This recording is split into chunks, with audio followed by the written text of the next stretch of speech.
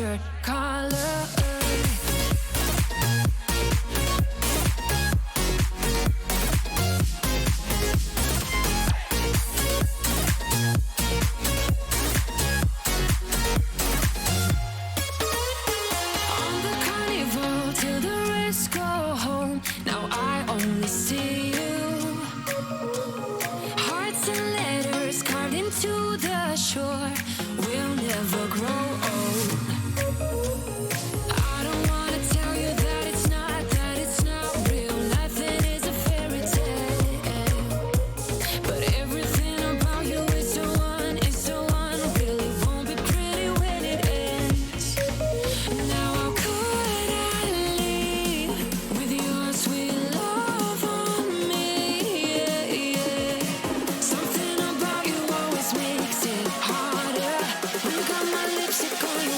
Shirt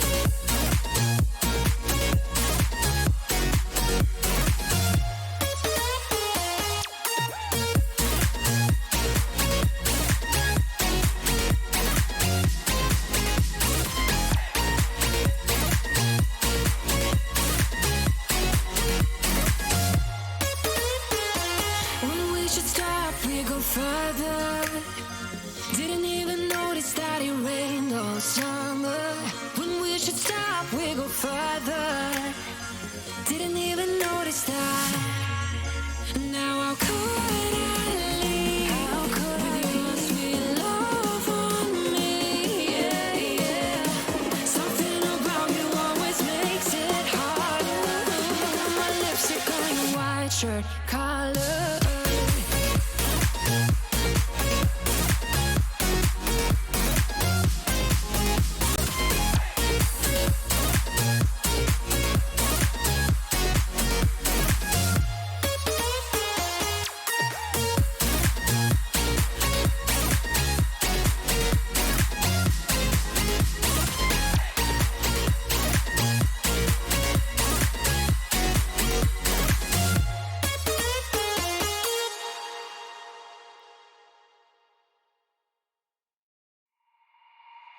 Walking hand in hand on the ocean floor, down deep we wander. Louder we sing, no there is no cure in this together. I don't wanna tell you that it's not real. Nothing is a fairy tale. Everything about you is so unreal. It won't be pretty when it ends. Now how could I leave with your sweet love on me? Yeah, yeah. Something about you always makes it harder. When you got my lipstick on your white shirt collar.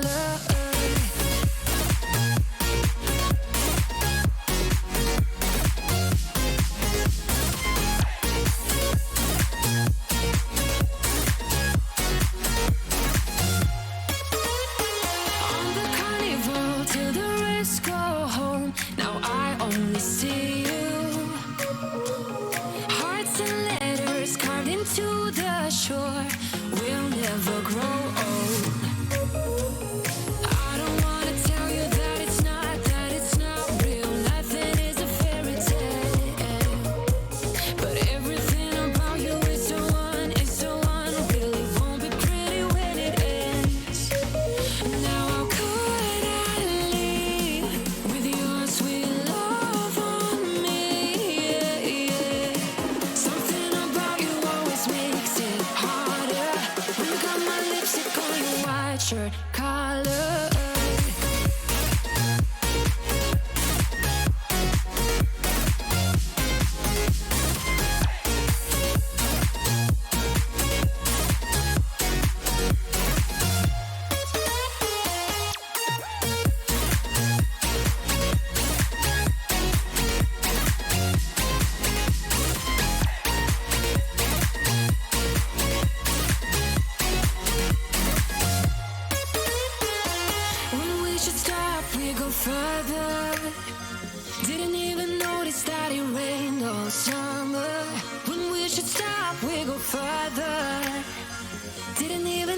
notice that. Now how could I leave with your sweet love on me?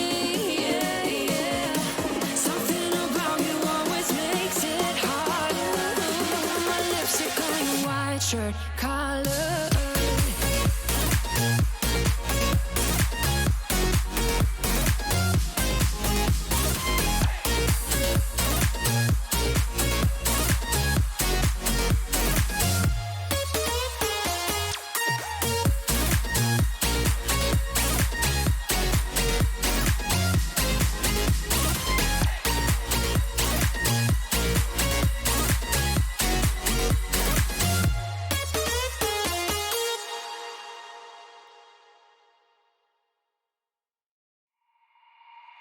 Walking hand in hand on the ocean floor, down deep we wander. Louder we sing, no there is no cure in this together. I don't wanna tell you that it's not real. Nothing is a fairy tale. Everything about you is so unreal. It won't be pretty when it ends. Now how could I leave with your sweet love on me? Yeah, yeah. Something about you always makes it harder. When you got my lipstick on your white shirt collar.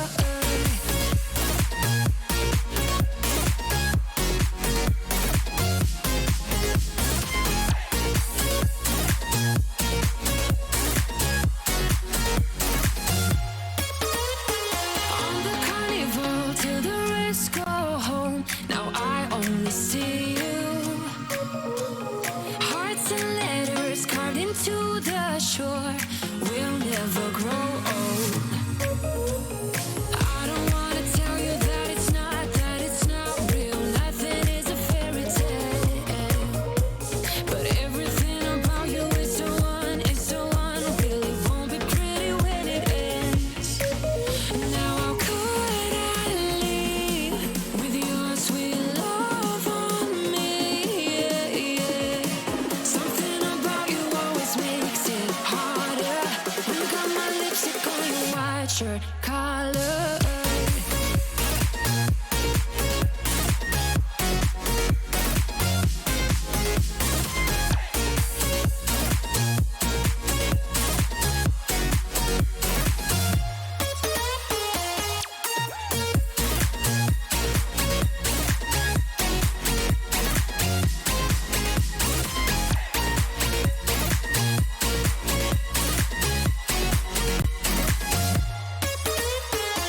When we should stop, we go further.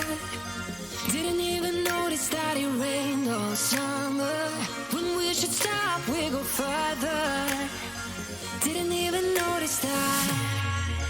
Now how could I leave with your sweet love on me? Yeah, yeah. Something about you always makes it harder. My lipstick on your white shirt collar.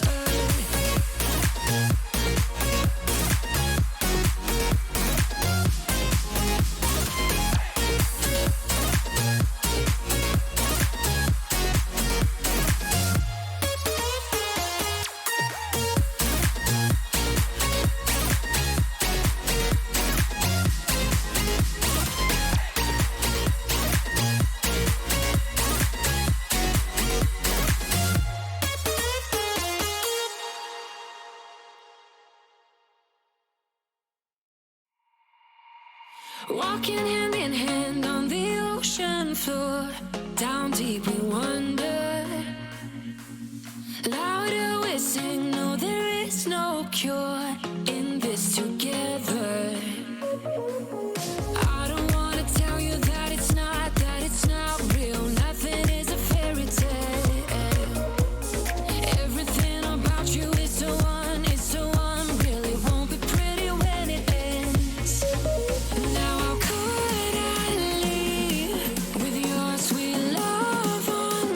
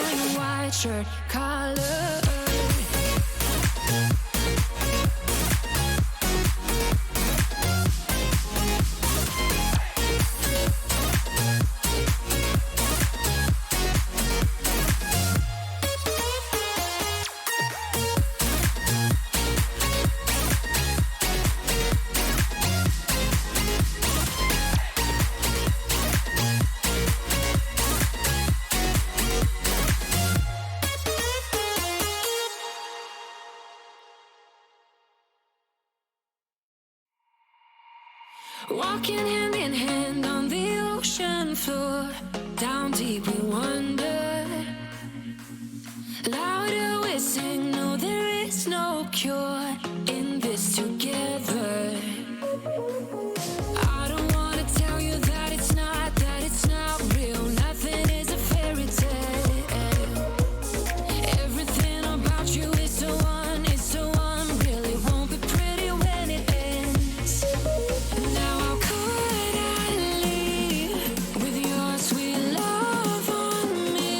Yeah, yeah. Something about you always makes it harder. When you got my lipstick on your white shirt collar.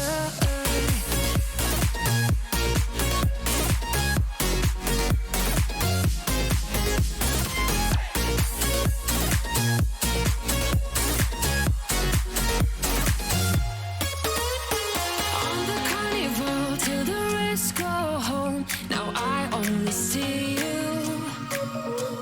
Hearts and letters carved into the shore. We'll never grow old.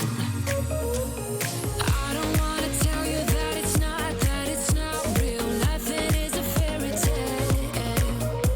But everything about you is so unreal. It won't be pretty when it ends. Now how could I leave with your sweet love on me?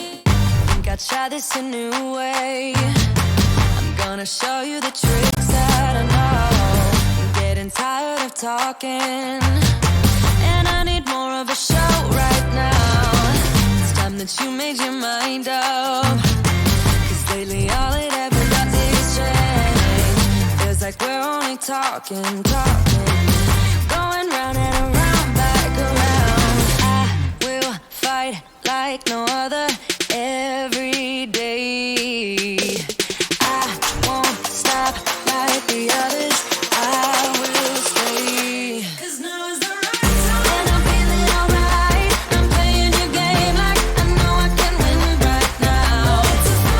You got me up tonight. 'Cause loving you is like I'm walking a tightrope so high. I hope we turn it around. No, I hope we turn it around. It's the right time. You feeling alright. I'm playing your game like I will win tonight. I think I'll do it on my way. I'm gonna show you what I'm going through. Get you out of your comfort zone. 'Cause I need more of the truth right now. It's time that you made your mind up. 'Cause lately all it ever does is change. Feels like we're only talking. Going round and around, back around. I will fight like no other every day. I won't stop like the others. I will stay. 'Cause now is the right time. And I'm feeling alright. I'm playing your game like I know I can win right now. Hello, adventurers! Woo! That's Yay! us. We are adventurers. I know, welcome back to the Tuesday Dungeons and Dragons. Oh, But for those of you who don't know who we are, we're a small group of friends who have congregated on Tuesday nights to spend time together while enjoying one of the greatest games ever made, Dungeons and Dragons. yeah. Woo! Yeah. Woo! It's D&D. He said the word.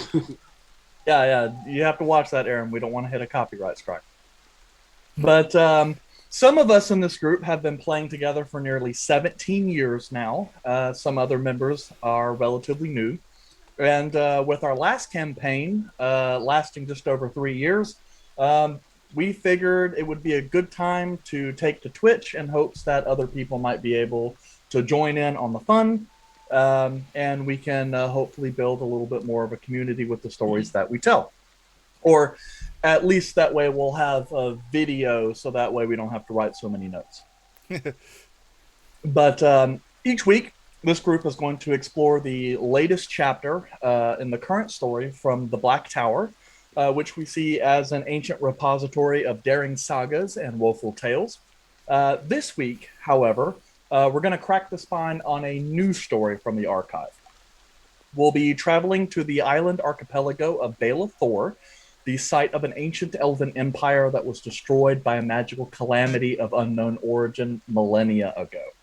Now it sits as the site of a burgeoning kingdom, desperate to learn the secrets of the ancient elves, with hopes to protect their sovereignty, the safety of their people, and perhaps some darker motives. Our story opens as we're introduced to the latest group of adventurers to the Isle, who are on the brink of being catapulted into a life of heroism and intrigue. Over the following chapters, we'll discuss and discover whether they're destined to be legendary or destined to die. So, as a note, we'll be streaming every Tuesday at 8 p.m. Central, give or take, with an after show on Thursdays at the same time. If you're interested in our socials or have other questions, feel free to ask the moderators in chat. I will let you know, though, the players and myself do not watch the stream during the show, so we won't be seeing any of your comments until the show appears on VOD after the end of the session. Also, all videos of our shows will be available on YouTube roughly 2 days after the initial broadcast. So, with that, and a humble thank you from all of us to all of you who have come to see the show, I think it's time to see what happens next.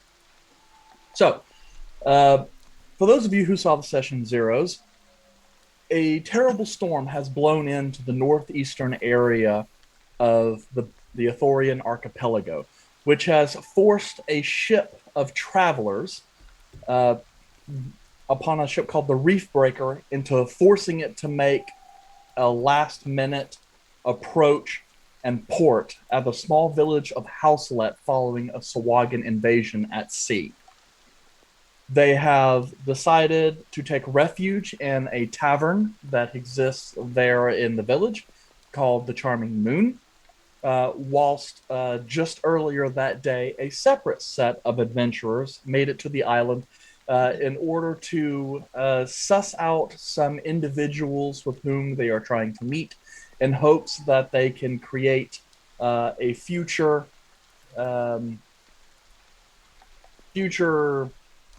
group that can join one of the guilds that they're affiliated with. They have all passed out for the evening, enjoying the sound of rain beating over the tops of the inn, and begin to slowly awake the following day to the sound of yet still more rain across the heavy slate roof of the Charming Moon. Bullred. Yes. Being of Elven origin, you are actually the first to arise in the morning, in the pre-dawn. What exactly did you want to do? Well, as an impatient elf, used to possibly getting things quickly, he actually decides to mosey on over to the other person in the room, Arthur, and begins poking Arthur on the side, saying, Arthur, sir, are you there, Arthur? Well, Arthur, I guess you had an opportunity at a long rest. But you are awoken in the pre-twilight dawn hours. Your body sore from both the combat of the following day and from the first feather mattress you have slept on in months, to the familiar masked face of Bullred waking you. Do I get a long rest or no? Yeah, Okay. You have your long rest. Okay, just going to be very stressed really quickly. Planning that shit. All right, so you're just poking me awake, is what you're saying? Yeah. Yes. Volvid, we talked about this. This is not how we're gonna pay you back. This is not how we're gonna do it. Oh, that's your finger. Oh, okay. Ugh. Great. Arthur, what in the devil are you talking about? Well, which devil, first of all? You confused me, sir. Sometimes I confuse myself. Why are you waking me up so early? It's just twilight or daylight, whatever that's called. It's the hour to awaken and explore. let's come and find potions. Uh, uh, but the apothecary isn't even open yet. Why? Okay. Let me get ready. And then Arthur will roll over, grunting, kind of mumbling under his breath. We go get some stupid potions. I didn't know I was gonna have to pay it back like this. Wake me up in the morning. I can't share a room with him anymore. And then just grumbles his way over to getting all of his clothes and stuff put on. All right. Cool. Let's go knock on some closed shops, doors. Well, with that attitude, we'll never find any good potions. We're not gonna find good potions when they're closed, but hey, cool. I owe you, so yeah, let's go. All right, so we leave and I guess head downstairs. Okay. Yep. You guys depart your suite on the second floor, immediately passing out your door onto the covered balcony that opens itself to a small courtyard adjoining to the stable. As you look around, Arthur, taken in, it is still very much early. You're guessing maybe 5 a.m. You can just kind of see off in the distant horizon the slightest break that lets you know sunrise is in the distance. But Around the riverbed. it is still very much raining, though it has largely subsided from the heavy gale that forced the reef breaker to port just hours ago. Lord, I'm not sure where you're from exactly, but the sun hasn't even started to rise yet. It's close. It's gonna be a minute, and we're just gonna kind of be walking around for some time.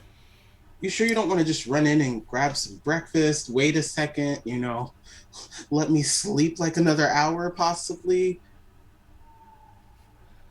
I saved your life and you don't trust me.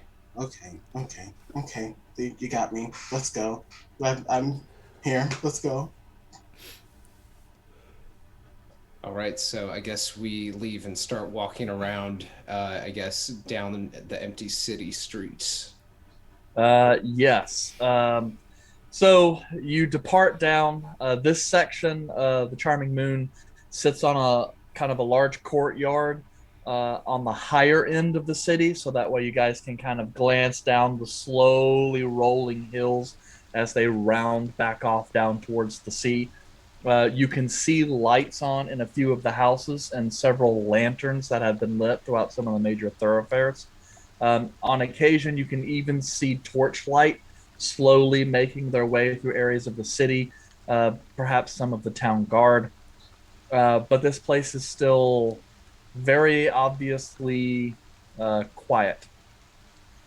Nonetheless, you step out into the center square, trying to take a look of where you might go in order to purchase the potions that you're searching for. There are some people who are making their rounds. You see trappers and furriers looking as though they're making their way back from the early morning game trails of the forest, carrying pelts of animals and meat. You also see covered carts making their way to a variety of shops on the square.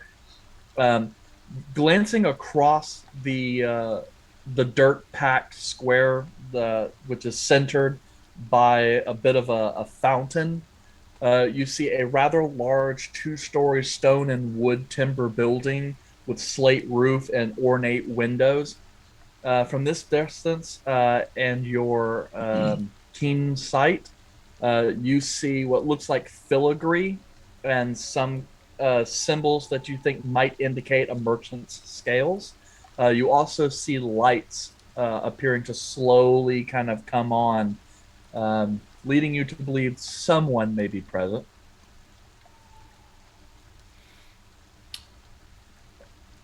All right, well, Volred will go to approach the door and decides to try to just open it. Okay. Red. It's hey, it's there. You know what? Go ahead. Okay. So you go to make your way towards the building. As you arrive closer, most of the front appears to be sections of glass display windows with drapes that are kind of pulled out. You see kind of several rough and tumble shelves that are meant to display goods prominently in the front. You see, kind of glancing up, that same merchant's scale pattern with beautiful lettering on top that says Gloucester General. And as you go to try the door, it opens, and you hear a ding as the door slides. Oh wow! All right, they're early starters. Well, So- Red. Well, come now, Arthur. Let's go inside and see what we can find. Yeah, you go first. Okay, so Volred just walks straight on in, like nonchalantly, no big deal. Okay. Here we go. As soon as you pass in, you get the scent, kind of like a Cracker Barrel or something like that. You get the sense of like wood and dirt, and spices off to the side, and then you can smell what you believe to be coffee in the far distance, and the room seems more or less packed. It's kind of a wide area, about 20 feet in width, about 30 feet deep, and it's got a long kind of U-shaped desk that goes around where you see several individuals moving back and forth. It looks as though they are organizing and stocking shelves, while the center area has got a series of tables and shelves that house a variety of goods. What you notice immediately, though, is the area behind the desk is actually set up on a platform, as most of the people making their way around the back area appear to be halflings.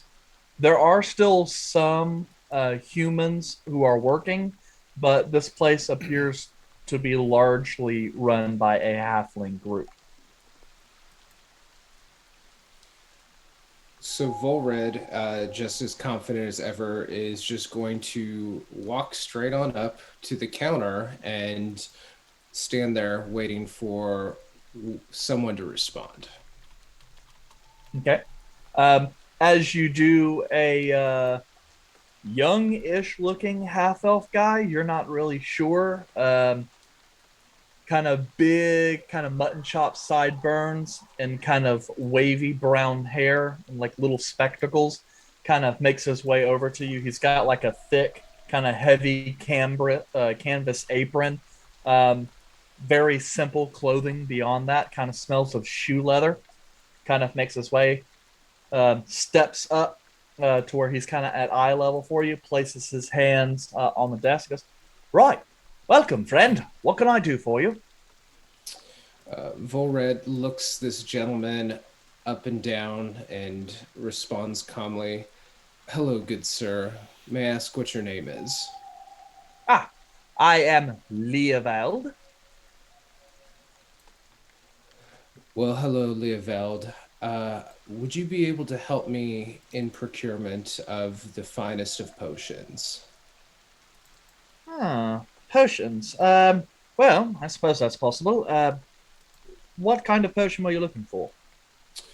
Well, for starters, I do need a potion for my sir friend Arthur. Arthur, come up here. Hi. Hello, sir.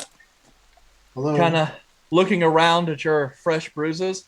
I see. Are you looking for some kind of antitoxin or something to handle those scars you have?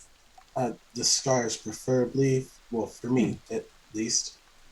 Yes, yes. Well, I do have a couple healing potions. I believe he kind of reaches down, pulls over a large kind of tome and sets it down. It's easily broader than he is, and kind of flips it over and this thing. Um, yes, we had a larger supply, but I'm afraid those have already been brought over to the Lyceum Arcana. But we do have a couple of the smaller variety in stock if you require. Normally, we wouldn't sell them to outsiders, but the Lyceum passed on them, so might as well make the money, right? Sure. Yeah. Do you just a regular healing potion should be fine. Just got to patch up a wound that was caused by a butcher's knife. Oh, bar fight. He kind of looks you over and goes, yes, you sailors do tend to be a rough and tumble crowd. Don't matter. I certainly appreciate your line of profession. After all, we couldn't have gotten half of our goods without people of your fine profession. Anyway, well, typically, the potions of the standard variety will run about 50 gold. I suppose I could give you a small discount if you were to purchase multiple items. Would that work for you? Red? Well, of course, a discount is always appreciated. Good sir, on the topic of scars, would you have something that could, and as he says this, Volred kind of takes his arm and puts it on the desk and kind of slowly pulls just a little bit back of his skin, showing some scarred, deep green, gangly skin. And as he does it, he's a little apprehensive, and he says, do you have anything that can help this? Arthur just kind of like peeks over his shoulder. Yeah. Leoveld kind of glances and goes, my word. That's, well, we do have a variety of healing tonics. Unfortunately, I can't exactly recommend something unless I deal more about what it is causing your affliction. Do you know what it is? Perhaps if it's known to me, I could recommend something. I don't know what happened, unfortunately. Well, I suppose I would recommend a healer. We don't have any licensed doctors in the village, unfortunately. Most of the healing that is done here is either performed by the clergy of the temple, and I suppose they would be certainly looking for business to rebuild the temple. Such an unfortunate mishap. There are a couple more natural healers that lie at the edge of town. Perhaps they will have seen something.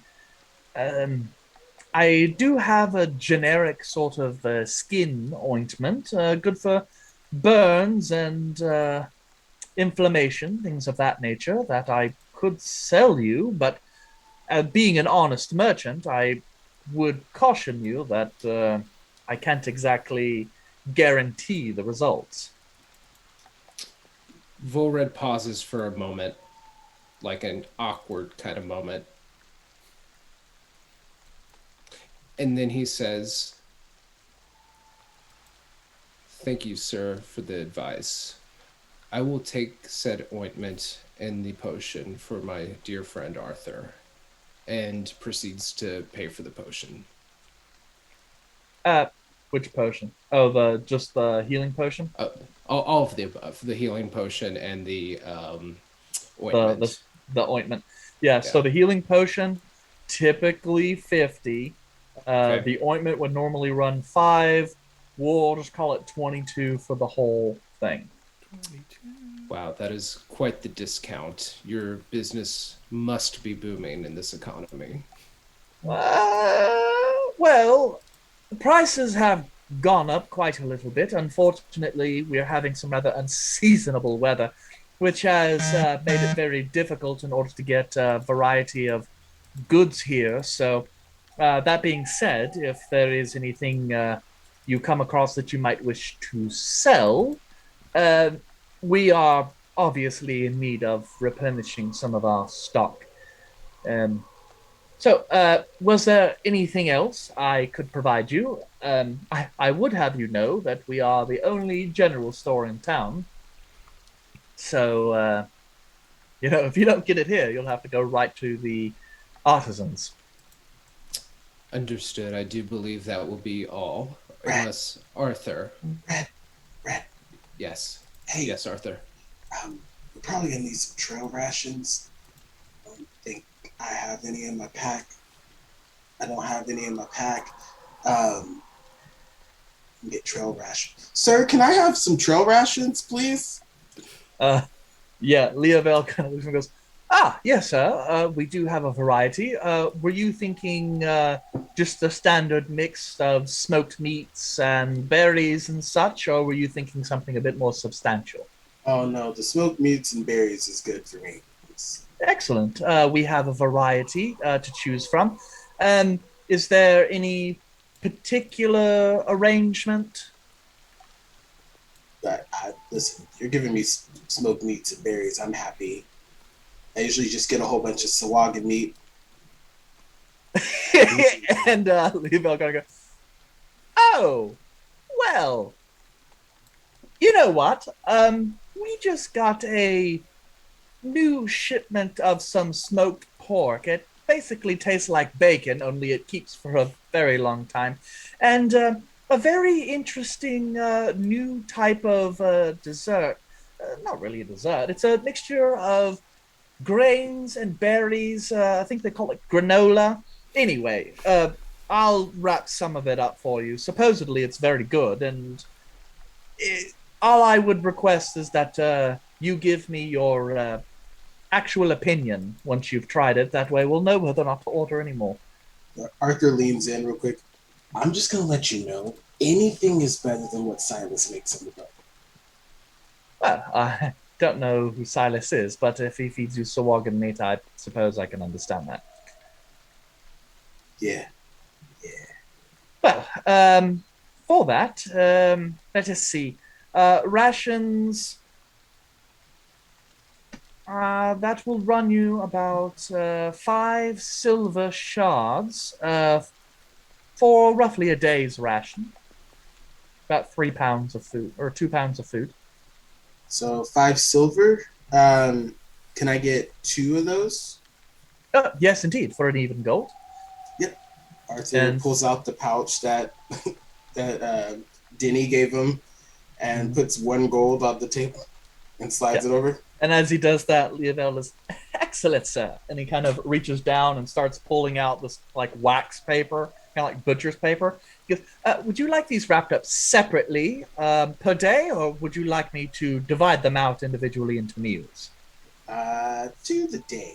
Let's just Excellent. do the day. And he starts ripping out like 2 pieces and starts taking out, pounds of both, and starts kind of very expertly wrapping it up, kind of like a Taco Bell guy. He just throws it in there and it's like whoosh, and just slides it over. And you have 2 kind of nicely wrapped butcher's paper with brown twine loaves of food. Red, the other 3 days are for you. Oh. Well, I'm sorry, what? Just take half of this. And Arthur moves half of it over to him. Well, Arthur, that was very kind of you. I will accept. Cool, because it's sitting on the table. I hope you can pick it up. I don't have enough space in my pack for it. So Red picks it up and, places it in his satchel or whatnot. Your little man purse.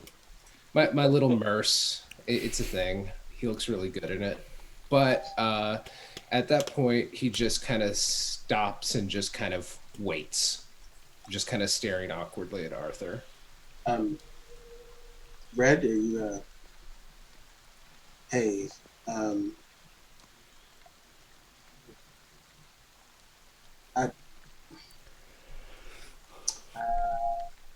Are you ready to go? Why, of course, Arthur. You are a strange one. You just okay. Let's just go. Can we go back to the inn now, or are you still doing this thing that you're doing right here? Well, if we must, we can return. So we, with everything paid and set, Volred makes a nice thank you. Thank you, sir, to the gentleman at the desk. And Leovel is like, it is absolutely my pleasure. Thank you for being such immaculate patrons today. And if you do need anything else, do not hesitate to return to the Glass the Fern General. We will be more than happy to help you with anything else you assist, whether it is for other adventuring needs. As if you strapping individuals like to go see perhaps Barad Mare, the ruin up on Mount Rua, you might require some climbing equipment as the trails can be very dangerous. So just to let you know, we do typically keep them in stock. Thank you, sir.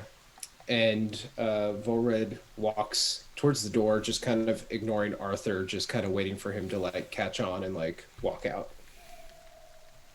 Arthur just like walks to the door following Volred, but he's like looking back at the halfling guy, Leovold, and just like, yeah, Leovel.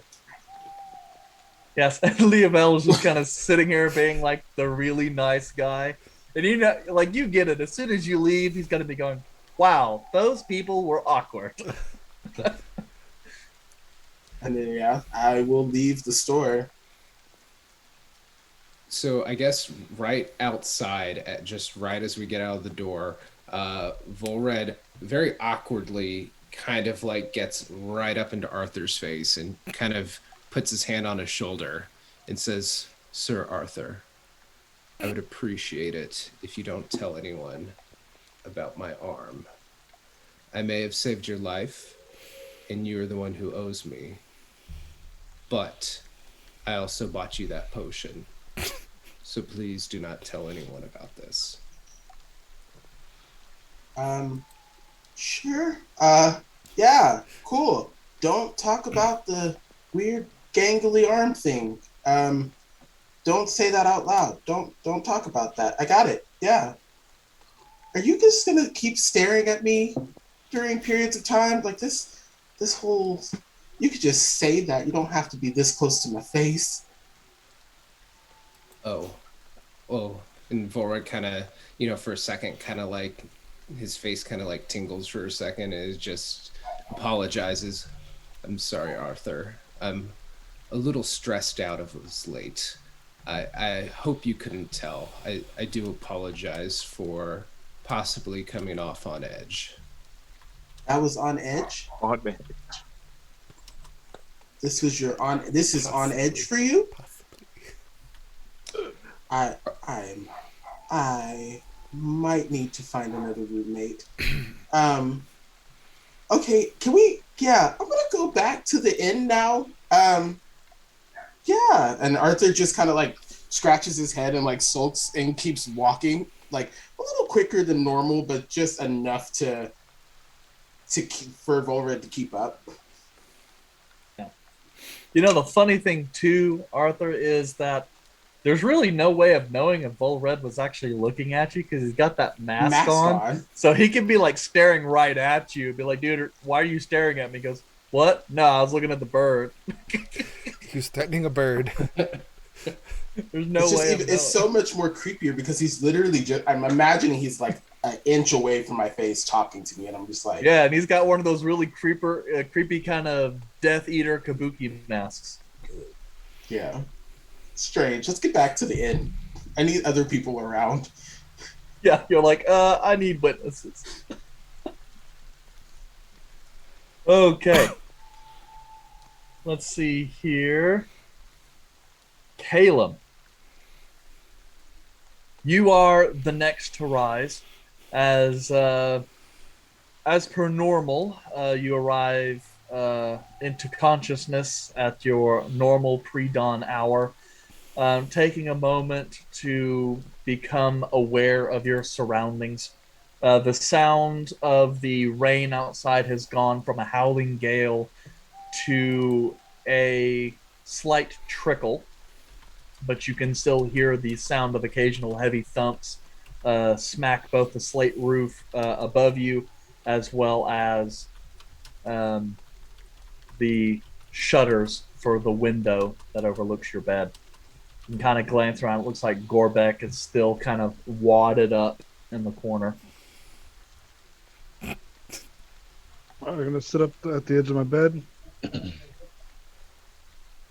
going to slightly nudge Gorebek in hopes that he doesn't try to bite me this time.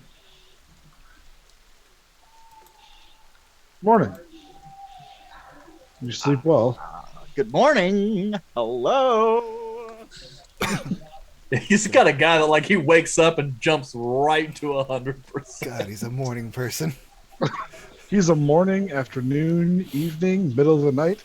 He's just 100% until he passes out. Yeah, grab- he's a goblin. He's 0 or 100. I grab Caleb. I say, listen to me. Listen to me right now. We have to save him. We have to do it. We have to save Milton. We have to get him. We have to get him out of there. Something horrible could have happened. Do you realize it's like 7 hours. We talked for a really long time.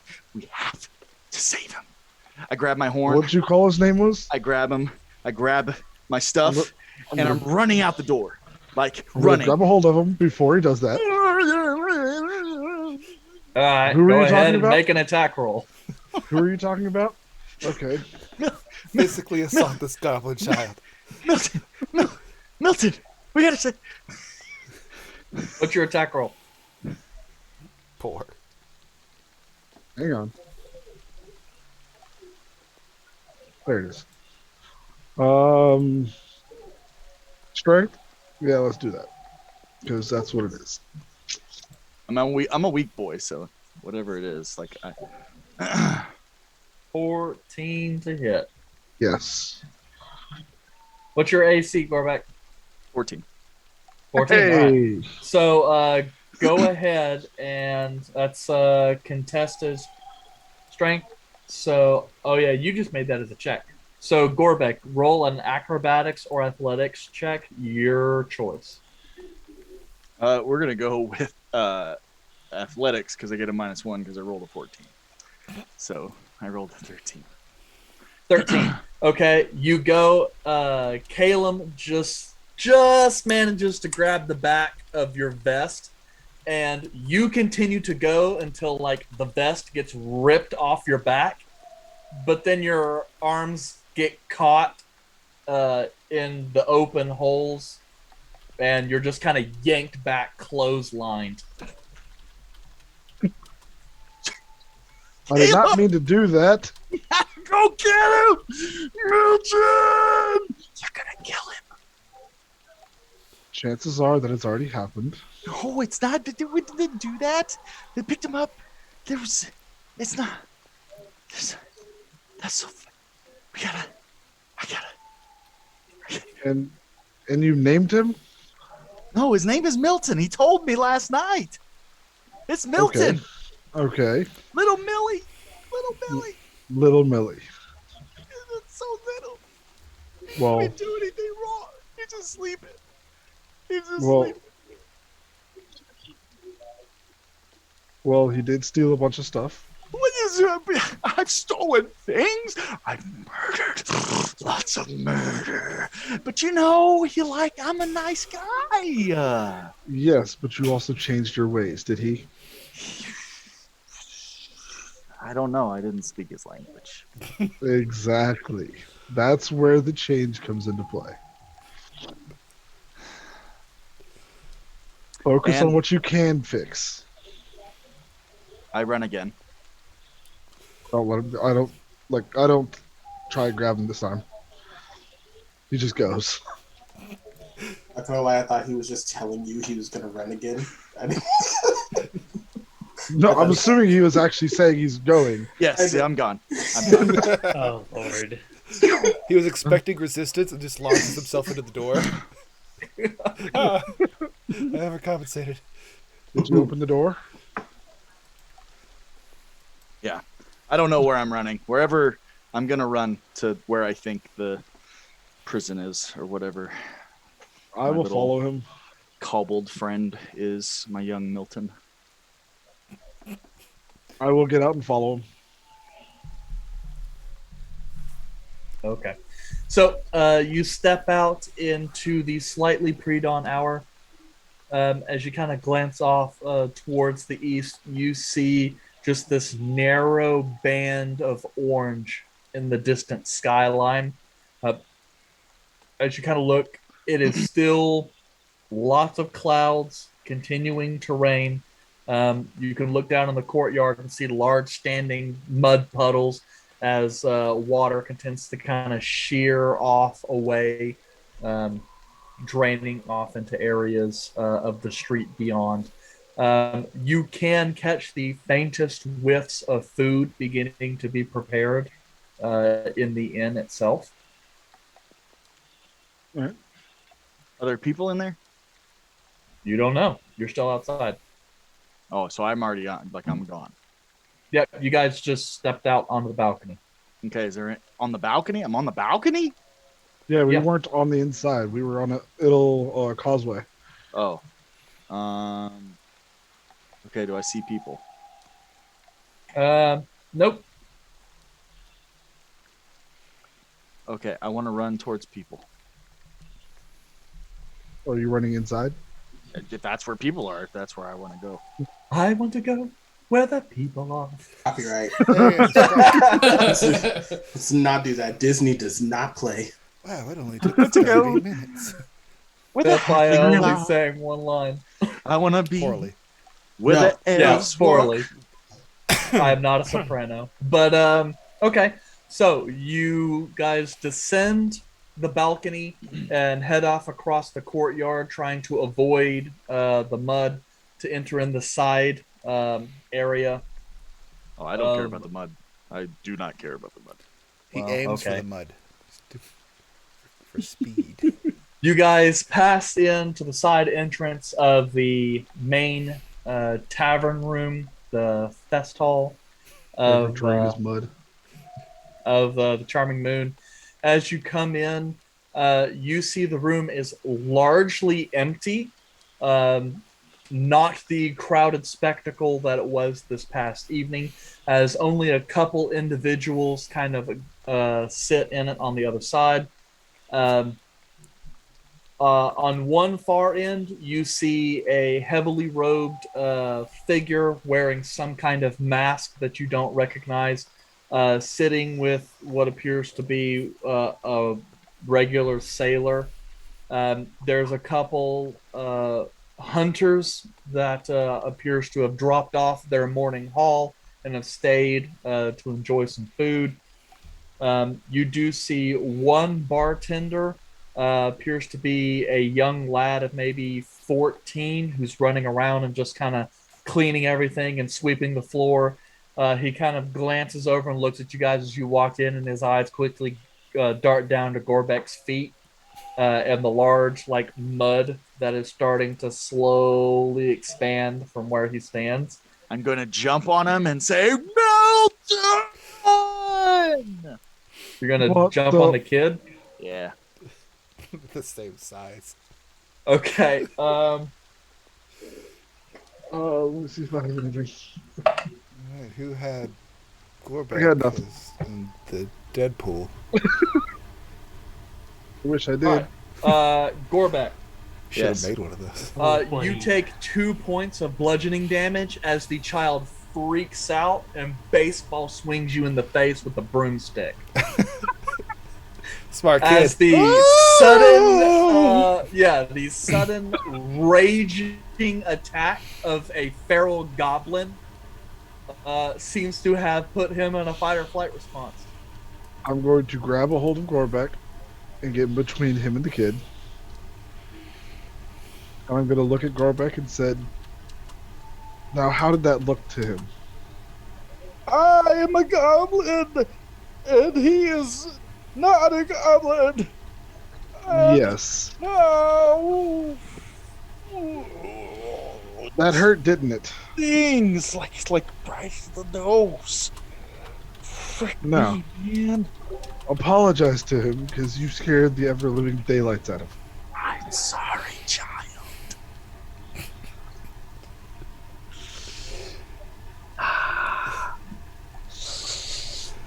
I'm gonna look at the kid and be like, he is sorry, he did not mean to scare you.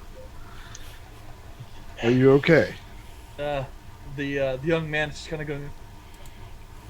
Right. No, I wasn't scared. Just unexpected. I must say, you have very good instincts and a very good swing. Well.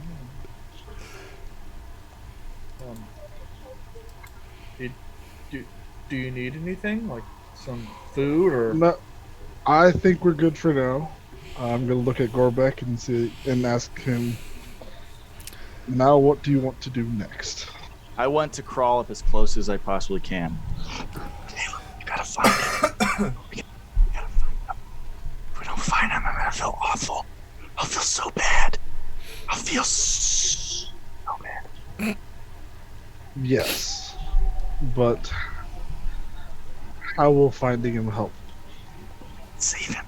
He could go somewhere else. He could live somewhere else. This is the whole point. This is what we're doing. This is what I'm doing. I need it. I need it. We're going to ask the boy if we can get some food and drink, and we're going to go to a table, and me and him can talk. Okay. And the boy just kind of nods and runs off. Let's see here. Izal. All right, I'll get up. Gander is still very much passed out. I'm well aware. I'll go over to the balcony where I thought I'd get my shirt cleaned off in the seawater and Sahagin blood, but apparently there was acid rain last night. Yeah. Okay. So I get it. I put it on. Look down. 8 times 15 is 140. I go to the door where it goes to his room. Gander! Wake up! No, I'm not late to class. Wait. Not in class. Get up right now! And I'll just like crawl over to the edge and just like swing my legs out, like, and just hop off the edge and drop the actual length to the bottom, to the floor. And I'm just in like a long shirt, just pad my way over to the door.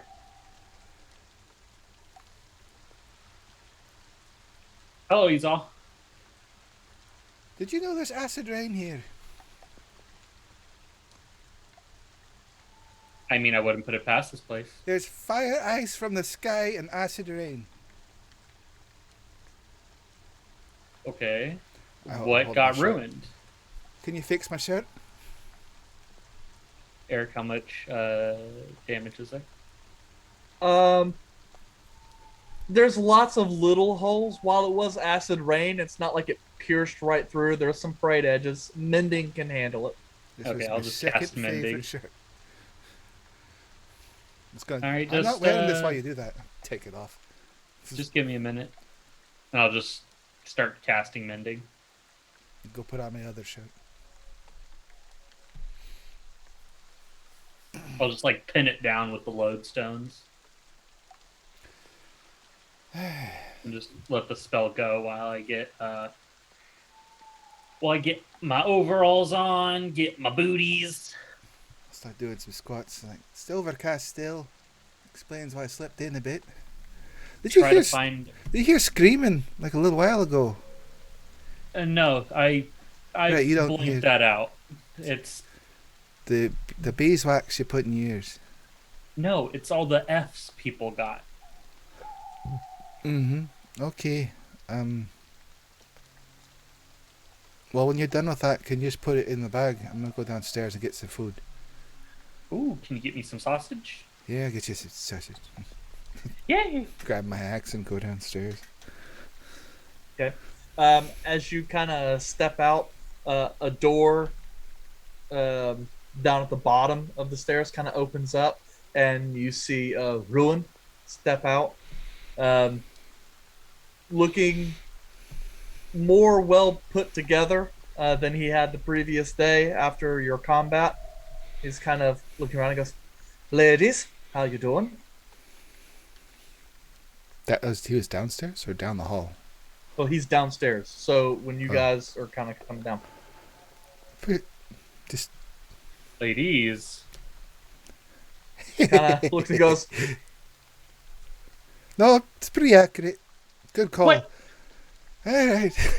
I am a sir, and I'll like put my knuckles on my hips and just a very non-aggressive stance. Very intimidating. Don't want to do anything to you. Ruin just kind of nods because I, Master Gander, it is my grave mistake to have misreferred you so. It's just simply, anyway, would you like some breakfast? Oh, yeah. Yes. You want some sausage, and I'll just take whatever's available at the moment. Aye, well, let us go. And kind of pops around, you guys head back in. As soon as you guys kind of look in, you can see Arthur and Volred in a table across the room. They seem to already be in their morning breaking of the fast. When the hell did they get up? You know, I never really see Volred sleep. He might be a vampire. Well, it is overcast, so there wouldn't be any sunlight to. He's pretty covered Cover up him. too, so you wouldn't know. Yeah, the mask, the cloak. I'm gonna go sit with him. Keep an eye on him. What you just said? But you. Are you afraid? He's gonna bite you? He's wearing the mask. He can't bite through the thing. He's got like a Take cool, the like mask off. dehinging jaw thing. That'd be pretty nice. I'm gonna go sit over there. Hey boys, So you look tired. I am. And Arthur like gets up and like walks over to Exal real quick, kind of leaving Volred at the table. It's like, hey, it's good to see you. He like leans down and gives Exal a hug. Hug back. Thank you for waking up. It has been interesting, and Volred is not very social, so I've kind of just been sitting at the table for like the last hour waiting, and he's just been staring at me. He does this thing where he just stares for a long period of time and doesn't tell you what exactly he needs, so having another point of reference at the table would be great. Think he can hear you? I was talking kind of loud. You got excited in the beginning. I think you should have dialed it down a little bit more by the end of it. But, yeah, it's just Especially conversation. since you guys are in an empty feast hall. Sound carries. I like awkwardly turn around and look over my shoulder at Volred and just kind of see what he's doing. Exactly what he's probably doing to get just his staring camera. at you. I don't think he's gonna stop staring either way. He might Can be you sit next to he might be him? asleep. He's not asleep. He doesn't sleep. You noticed that too? Yeah, I had to room with him. Like I Ooh. passed out. I have this creepy feeling that he was just kind of standing over my bed, just looking at me throughout the whole night. But I feel like he did have to sleep at some point or another. But I just don't understand how it works. It's like when you blink, he moves, and then he's done moving by the time your eyes open up again. This guy woke me up at 5 a.m. this morning. And just like that, as like no one is like watching, Volred is like right up on them, just like right next to them. Oh, son of a... Good morning. The axe is partially up, like, Morning. And Ruin kind of looks and goes, "Wow, that was pretty quiet." And he's kind of looking and goes, Vampire. Caleb, roll me a perception check. You got it. So, Volred, how's your morning been? Quite fine. We ran some early morning errands and have just Nada. been peacefully enjoying this nice morning. It was like at 5 in the morning. That's pretty early. You found the place open that early? I mean, the shop was opened. We opened the door and walked in, so there must be a need for business at this hour if they were opened. What if they forgot to lock the door? Oh, Just a hypothetical. I mean, I've once went to a shop one time and it was like really late, and the owner had just passed out drunk in the back, and they left the door unlocked, and I needed something fixed, so I went in there, and it was closed. But I didn't know that, so it was real awkward when I found an unconscious body in the back room. that seems like something I wouldn't tell someone. Oh, he was fine. I didn't take anything. I just kind of woke him up, got him going. Certainly didn't. I did not kill him or take anything from him. That Okay. sounds As you guys are worse. coming, the boy is making his way back out with food and kind of sets it down. I gesture at the for you, table. Like, let's sit. I'm Caleb. tired of standing already. Yeah, the booth you guys are in is no longer working. You're going to have to slide over to one of the larger trestle tables. I just sat in the booth. And a round of ordering is taking place, and before long, a variety of millet breads and smoked meats and berries and such, and flagons of ale and mead are kind of dropped off the table for you guys to imbibe family style. Ale and No mead alcohol. at like 6 o'clock. I'll take the meat. Hey man, this is like Oh, the yeah. medieval ages. That's the only decent thing to You drink. gotta boil the water and distill it somehow. Except they didn't know you had to boil the water. It's like, Volred raises his hand and asks, "Is there a straw?" And the kid's kind of looking and goes, like pine straw. Like Fuck is a straw? a straw for me to sip on this drink. small tube. Arthur like reaches over and puts Volred's hand down. And it's like, you don't have to raise your hand. You can just. I mean, I might have, and I'm just gonna like start going into my pack, and you just hear metal everywhere. Just Oh, those are gonna be dirty. Yeah, and you manage to find some small like copper tubes that you use for a variety of little fixings. I mean, I can clean it later, but it's an old coil. Volred stops and ponders for a moment and looks over, obviously not making eye contact because of the mask, and says, "So, for once you were going to make yourself useful?" And reaches out and grabs the pipe. Puts it in his drink. It's a crazy straw. Shots fired. It's a crazy straw First that blood. actually Yeah. spells out Volred. And proceeds to... There's a nice little hole kind of like at the mouth part of the mask, just, small enough just to like kind of push that in and just like take a nice sip. The first couple drinks are not gonna taste good.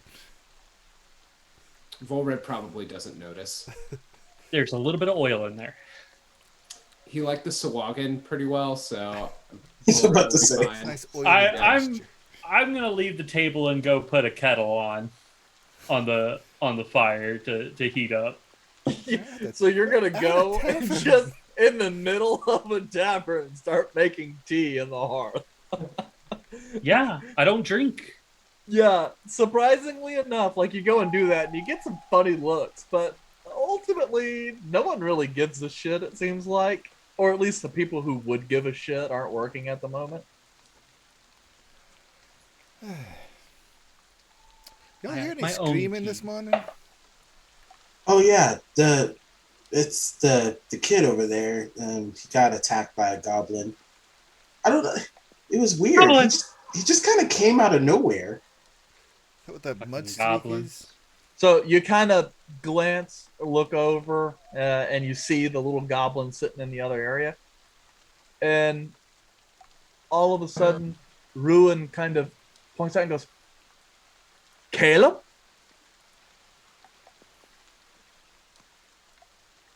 As he unmutes his mic. Ruin? And he kind of glances around, and you see like Ruin's eyes kind of go wide. He goes, "One moment, friends," and he kind of jumps up and like rushes over to the other table, kind of sliding in, and he's like, "Caleb, old buddy, it's been a long time. It certainly has. How have you been? Good, good, good." Let's get the picture. He's kind of looking around at the other table as everyone's just kind of staring at him and goes, "Hey, come, I got some people I want to meet." I've got someone you should meet too. And he kind of glances down at the goblin going, "Yeah, Gorebek. Introduce yourself. Hi. right, And I take you it get you're up and head Gorebek. over to the other table. And it kind of comes through. Ruin kind of gestures you a little bit and goes, "Okay, these are my new traveling companions, at least for the moment. This is Arthur and Izal. Don't worry, even though she's a dwarf, she's much nicer than she looks. Gander, no one really knows what he's good for or what he does. Then Volred. We actually know even less about him, but seems pretty good in combat. I will drink my tea. Yeah, Gander's just over there going, Nice to meet you all. My name's Caleb. How do you know these fine people? "Oh, well, I was heading out on my way back from Terza, doing some adventuring, as I do. And I was coming back and got caught in that weird storm last night. Arthur here was a member of the ship's crew of the ship that I had chartered, and the rest of these individuals were most of them were fine adventurers making their way towards the capital. So we're here. And what have you been doing?" I've been recruiting. I have a boy here that I'm going to be taking back to Arielum. "Oh, to Master Valerian. Yes, Oh, well, he's you're still doing that then?" for now. That and I'm wandering around with Gorebek trying to teach him the ropes. Right. Oh, sorry. How rude of me. Have a seat. And he kind of gestures you guys over to an open spot on the trestle table and kind of makes his way around. Hey, wait. Sorry. Hold on. Caleb, right? Yes. Your friend isn't going to attack us like he did the kid over there, huh? That was a That's misunderstanding. Not fair. That's That was not a misunderstanding. Caleb, He- tell him that's not fair. Yeah, Arthur, you're all of a sudden you don't know what's crazier, the idea that there is a goblin wearing a suit in a tavern, or the fact that that goblin speaks common, and actually surprisingly good common. He thought he was somebody else, and he was trying to give him a hug. That's not Caleb. Don't lie to him. Now it's gonna be. It's Did you not mistake the boy for somebody else? no. He doesn't look like a dragon creature. I just wanted to know if he knew who Milton was. Oh, so that's what it was. Don't let him grab a knife. He already has plenty. See, He's that's already why got he's- plenty. if you just listen to people, you just. Well, you just- You just didn't gotta speak li- up, did you? Well, I did. I yelled. I mean, I probably shouldn't have yelled, but I yelled. Tried that. Exactly. Yes, but anyway, friends, Caleb is one of my old friends. We actually served in the same ring together, learning from the same master, our magics. For a while. Yes, for quite some time. So apologies for hijacking the early breakfast, but it's been several years since I've seen him actually. Just a Yeah. whole biscuit in Gander's mouth. What school did you practice? What? Don't put Are you more, asking don't put Caleb? What school more. did you practice? All of them. I'm not specialized in any specific school. And Ruin kind of glances over and goes, "Okay, you still haven't selected a discipline yet." No, I figured it'll come to me when it comes to me. That's going to be a longer conversation, old friend. But for the moment, let's enjoy our breakfast. First round's on me. Not much. Well, I was paid with our room with that. So Well, first round's on you, apparently. cool. Saint. Our rounds on us. Yes, we got that. We have ours. Ooh. But Well, thanks for then the second round's gesture. on me. You can pay for the goblin. Hey, Gorebek. Nice to meet you. I'm Izol. I'll put my hand out. I'm gonna shake the hand. There you go. Nice to meet you. Shake his hand. Thank you for being Should've shook his nice hand, too. to me. Unlike someone. Well, skid mark, whatever you want to go by, it's fine. This is Gander. He's a smart ass and kind of smart. He's not really good for much, though. You already know that. I don't. Should we describe ourselves now? I think. Yeah. probably that. Yeah. What do you guys see as you glance You around the see, table? he's all.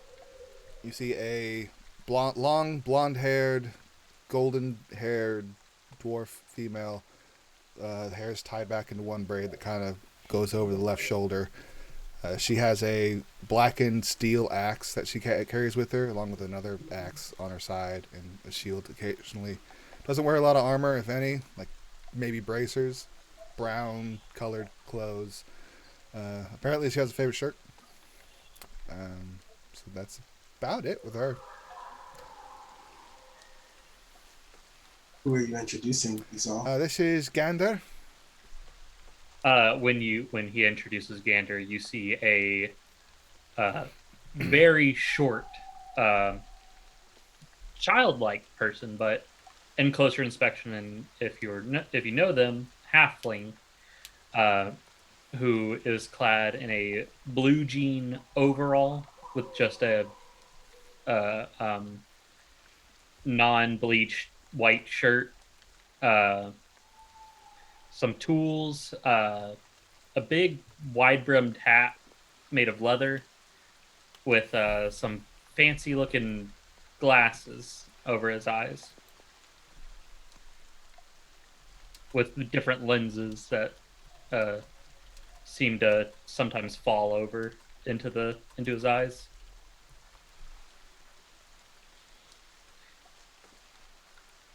Neat. Who are you introducing?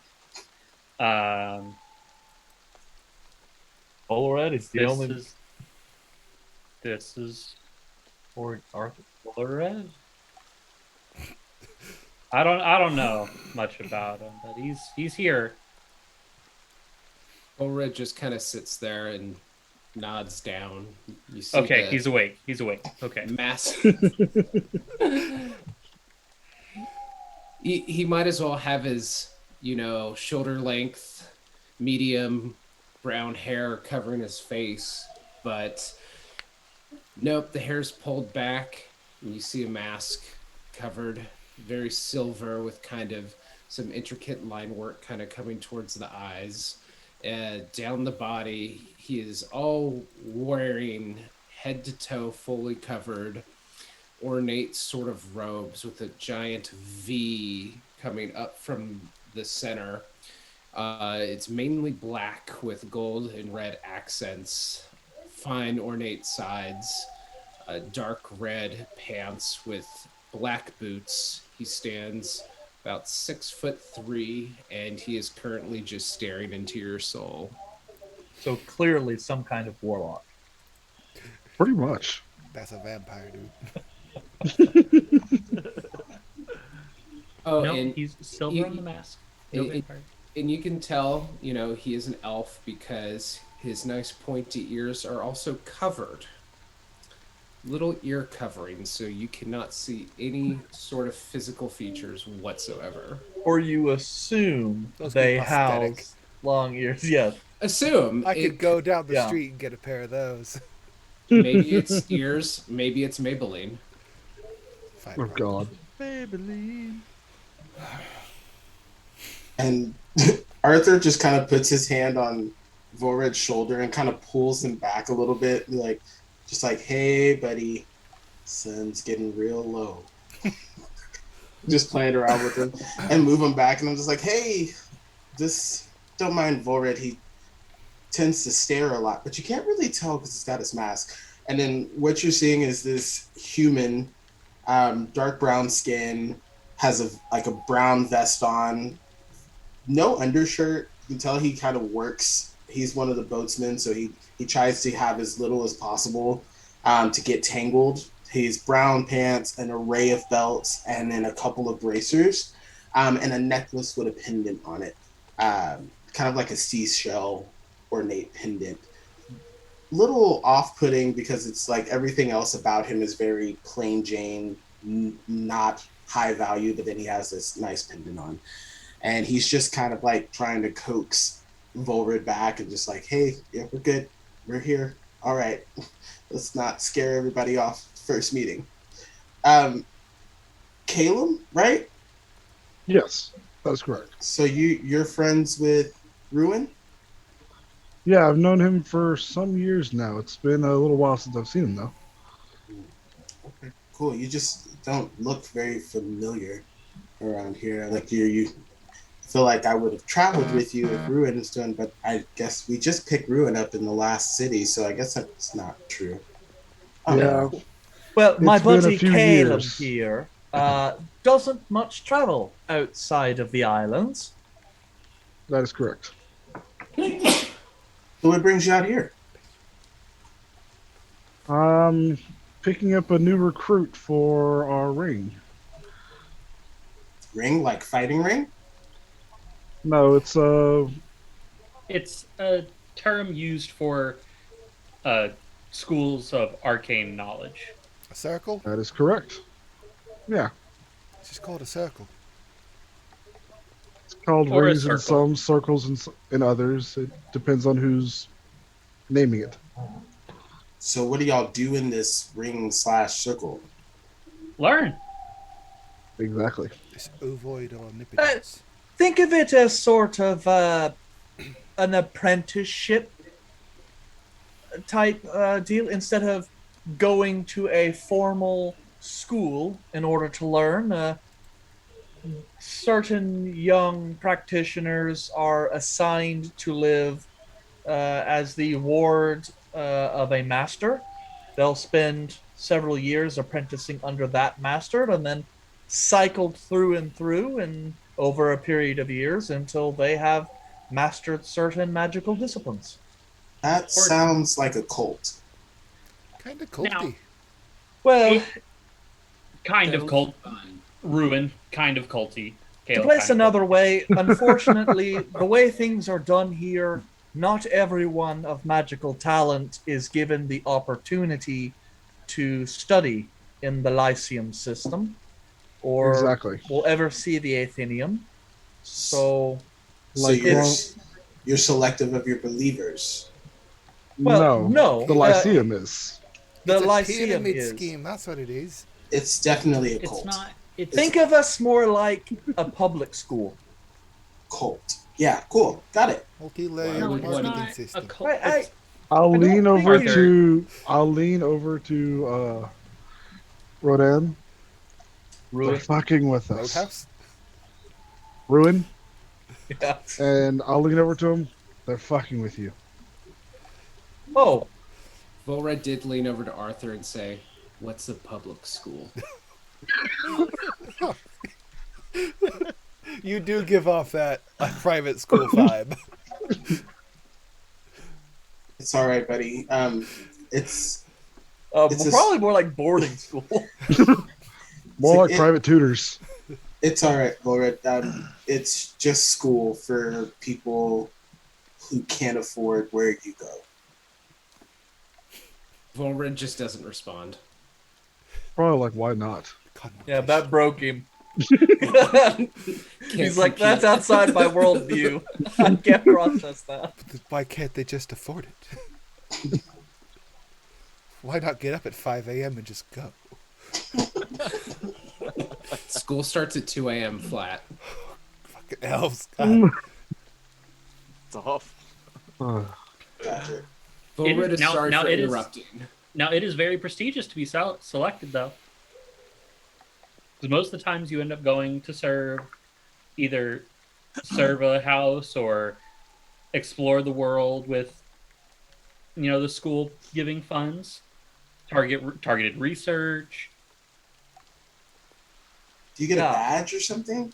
Ruin kind of glances and goes, Gander, I'm actually a little surprised you know so much about the hedge system. Well, I mean, the Adamant Spire is like it, but they don't like a lot of arcane magics. It's mostly clerical. Well, not like numbers, but like mechanics, smithing. The functionality of Engineering. magic over the whole, we can control the universe Ooh. thing. Yeah, Right. they teach you how to make some things. My favorite is just a little wind up thing, and I just wind up a little thing with feet, and it just starts marching across the table. Ah, That's quite interesting. that's a You nifty like- little thing to be able to do. If only you can type like a bomb to it. You might be able to. Why? Why would you? Sorry, I majored in religion It's- and historical combat, so Just like a Zella. So, just then the front door of the tavern opens up, and you can see like the rays of the morning dawn kind of pushing through from the east, and you see Captain Silverleaf and Dennison kind of make their way in, pretty well soaked from their trek up the hill. He kind of moves forward, sees your group at the table, wave. kind of nods a little bit. As they look over here and they look at Caleb and Gorebek, what do they see? Oh, yeah, I guess that's true. As you guys see, Captain Silverleaf, a man perhaps in his late 40s, early 50s, despite his age, still looking very athletic and fit, with kind of long, dark hair, peppered and with white and silver, and kind of full kind of goatee, Spanish-style beard.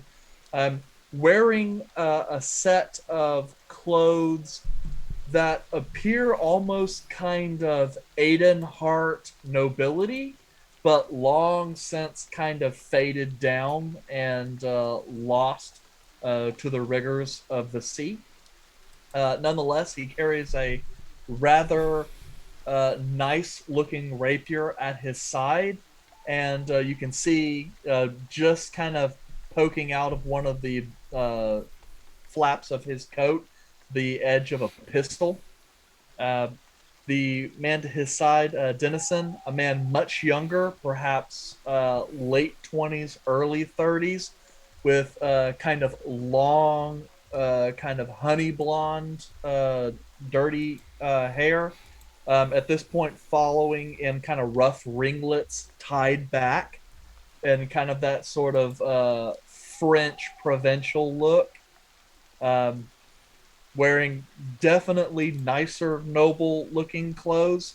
You also see ink stains on the tip of his fingers. Definitely some sort of a more clerical, bookkeeping sort. Though he also carries a relatively nice rapier at his side, plus a couple daggers. And as they kind of look through, Captain Silverleaf kind of glances down and goes, "Group," and then kind of makes his way up towards the front, kind of leans into the bar, slaps his hand down, and goes, "Ugh, bottle of wine, the best you've got." And kind of slides over some coins as he starts pulling a bottle. Dennison is just kind of sitting there, kind of arms folded, a little contrapposto, clearly not in a good mood. DM, I have a question. Yeah. What does Caleb and Gorebek look like?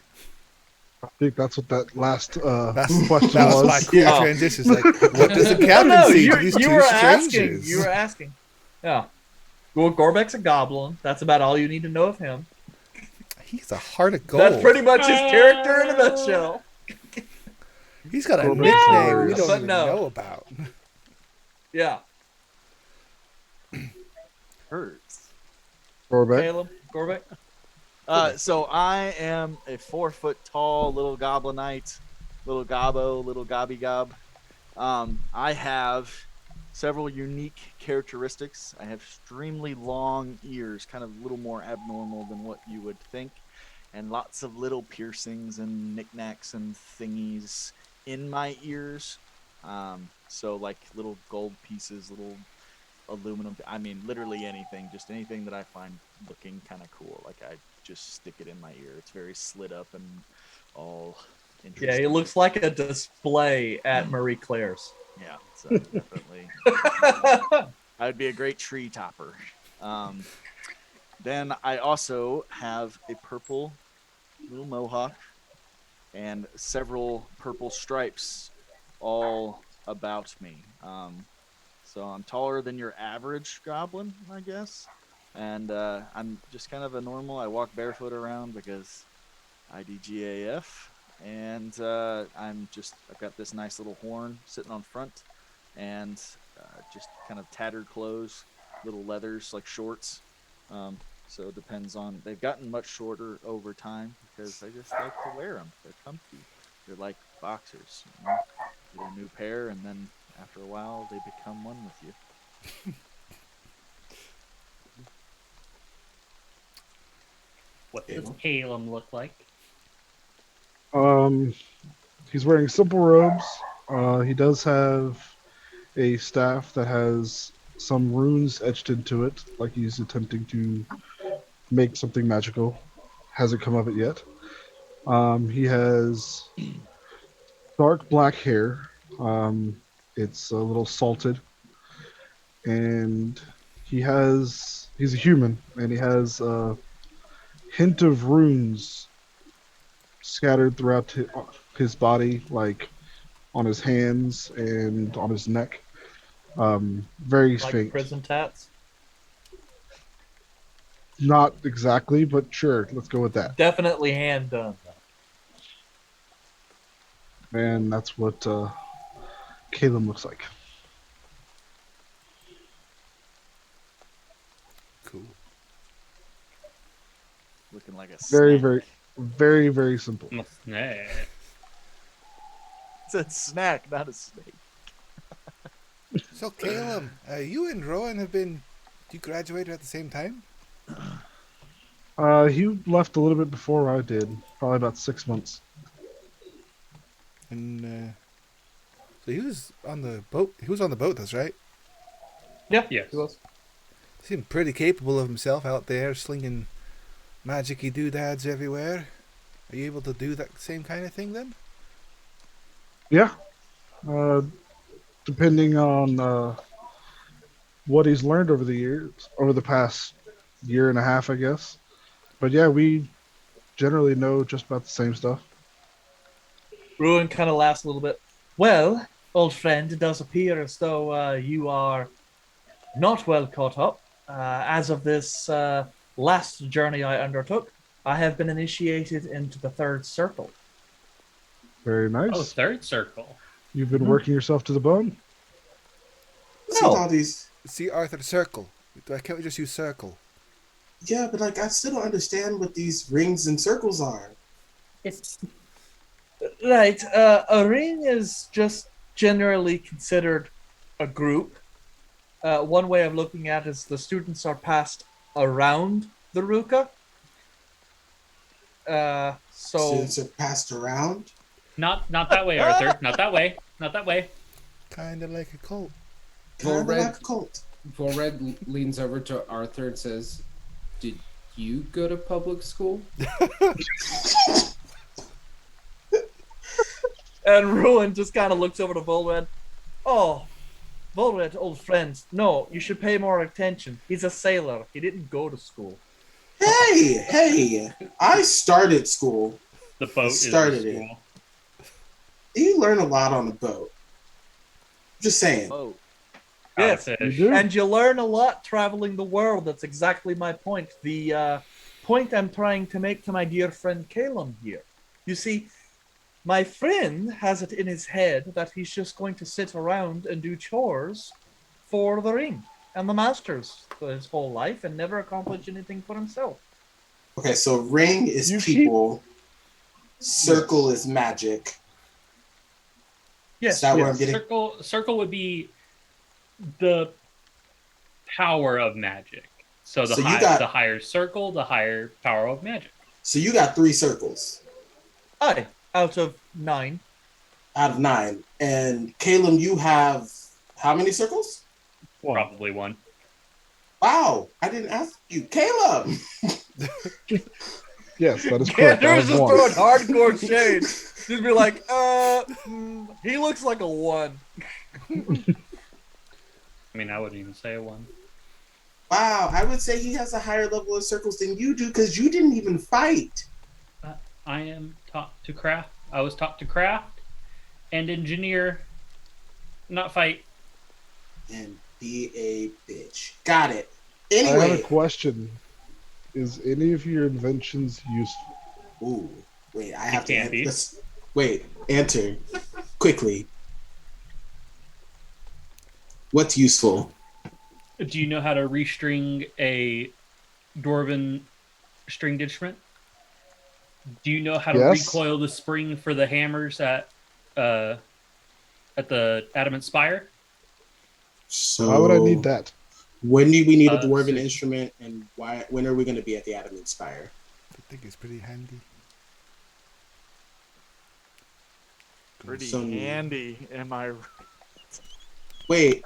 And I Well, slapped they did share a Caleb. room. Anyway, Gander, what level or circle are you on? I am not technically in a circle because I'm not in a ring.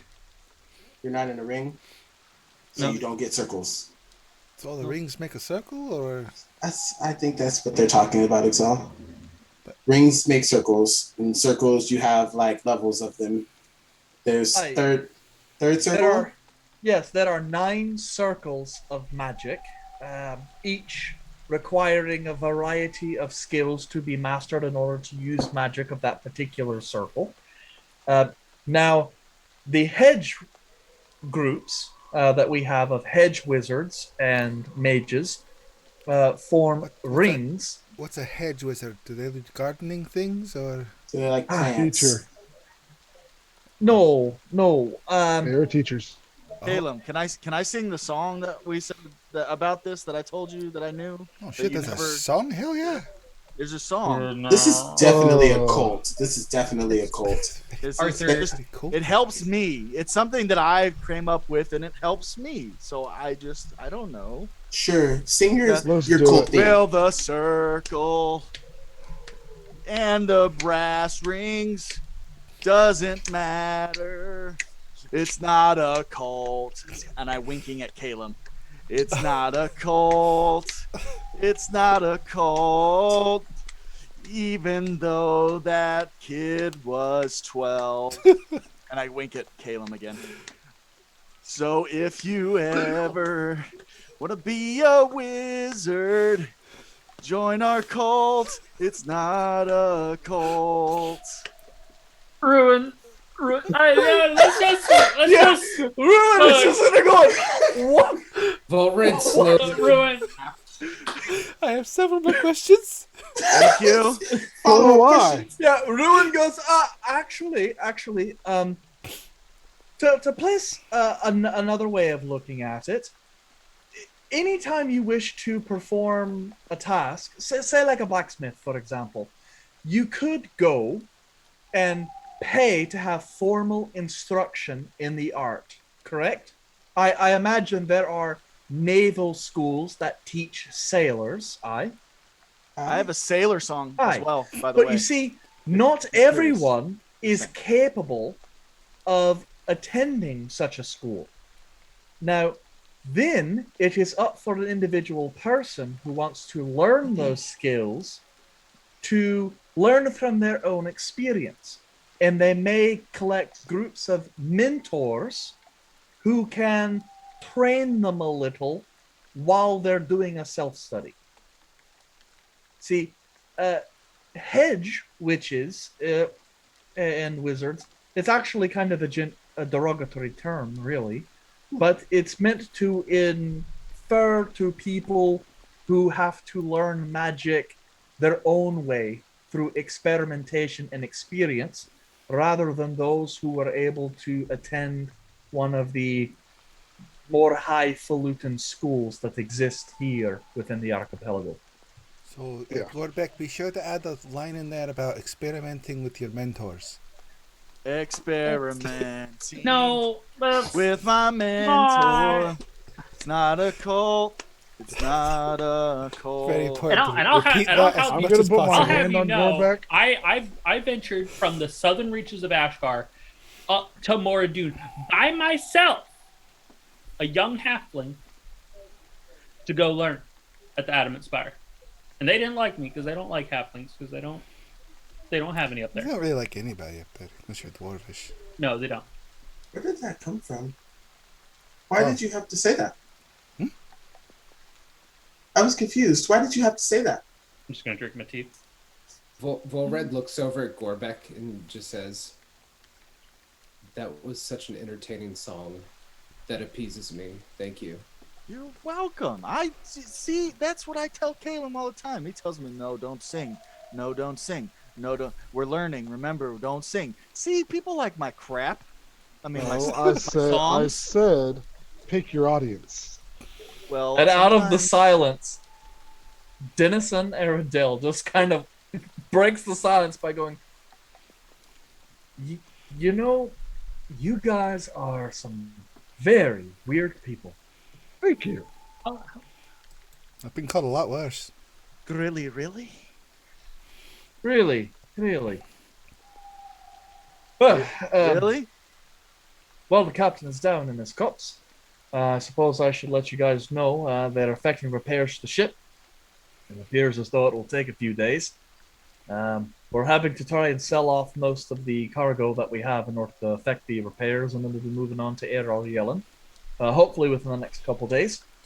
Right after we get some new crewmates. Did I hear you're going to Ariel? Did I hear that you were going to Ariel? Yes.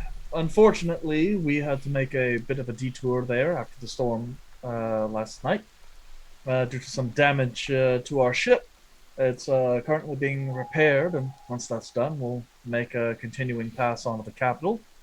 Unfortunately, it appears another ship came in during the middle of the night, and several of our crewmates decided to take the opportunity to get off this rock. So at the moment, it is just the captain, myself, and old Raj. Would like to start tugging on Caleb and say, "What about Milton?" Denny, what about We've already Silas? talked about him. Silas has taken a job on another ship, it would appear. So, I'm going thankfully, to- we have old Raj. Oh. And once we get done selling off some of the cargo, we'll be able to effect repairs, and then we'll make our way to the capital. Would you have room for 3 more?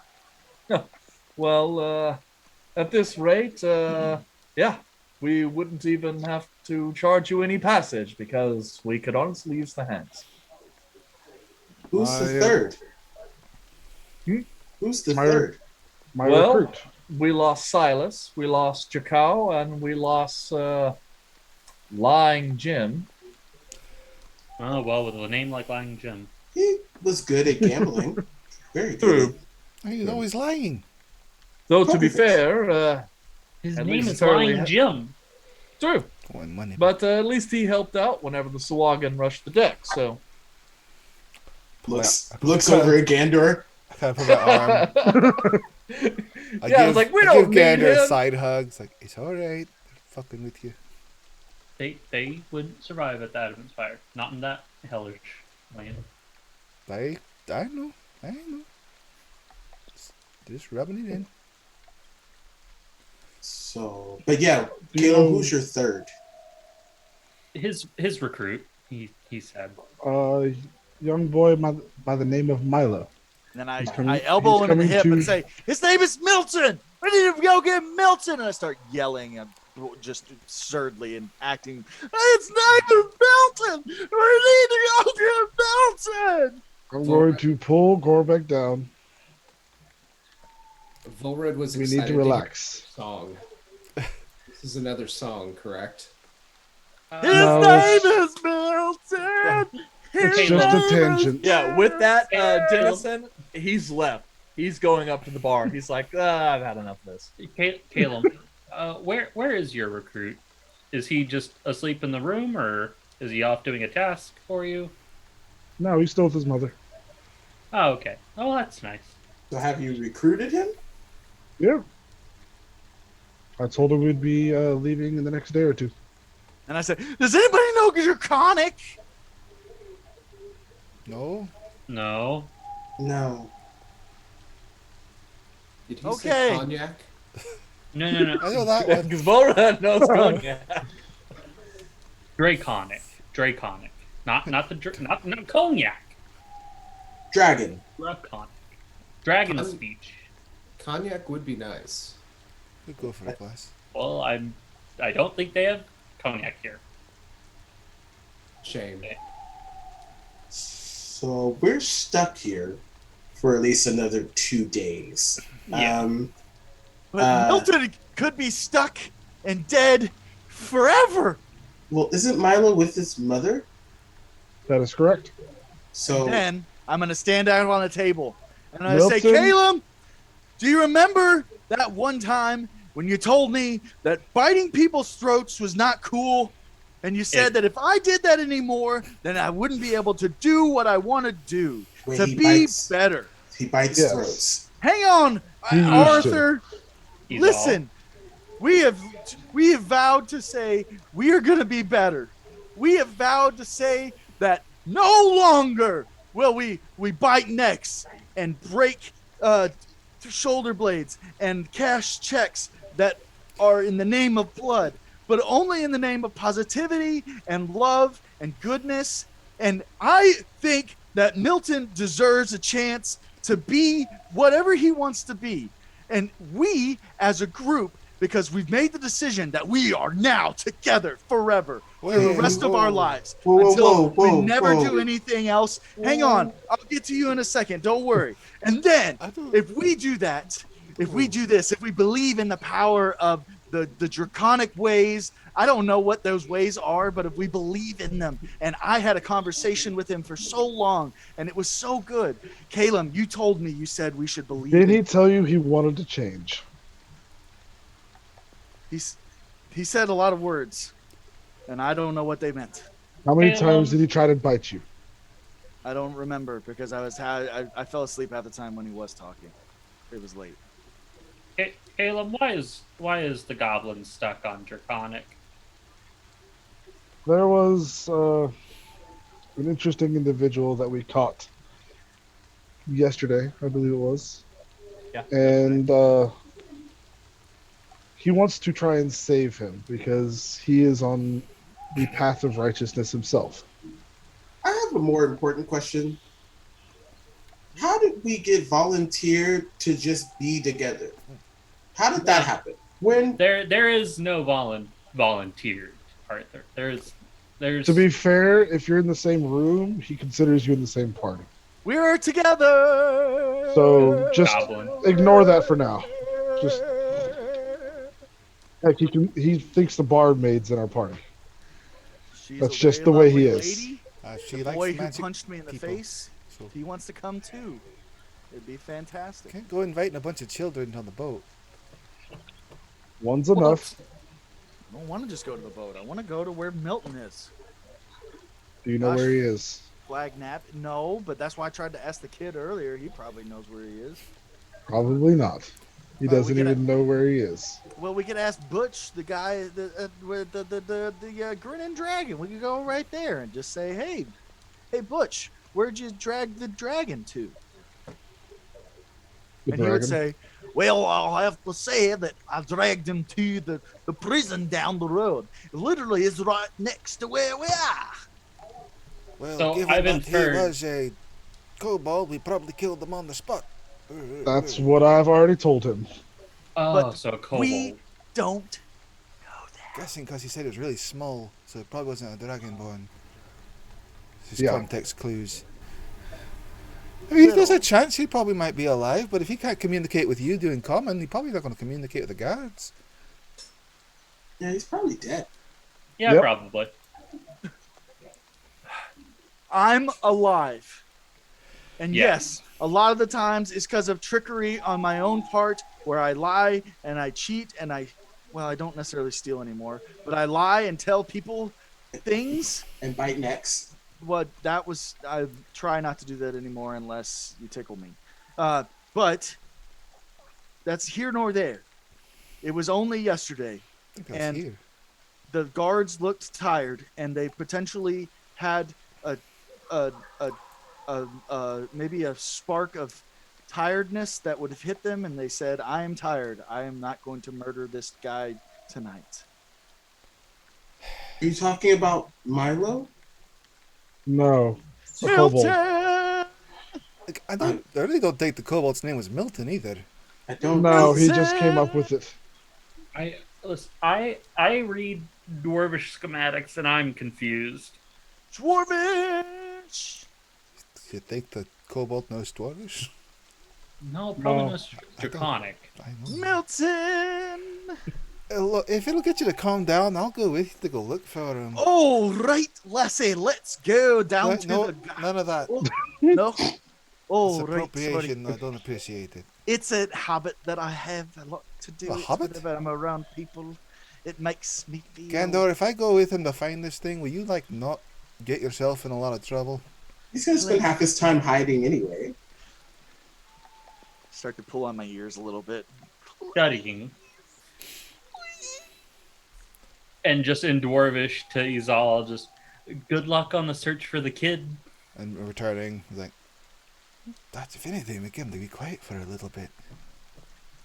Well, it'll be quiet here. I've been through worse. I finish eating and I'll wait for you to be ready to go, I guess. Can someone find us something to do the next couple of days? I'm real bored sitting in a suite. Let's go save Milton.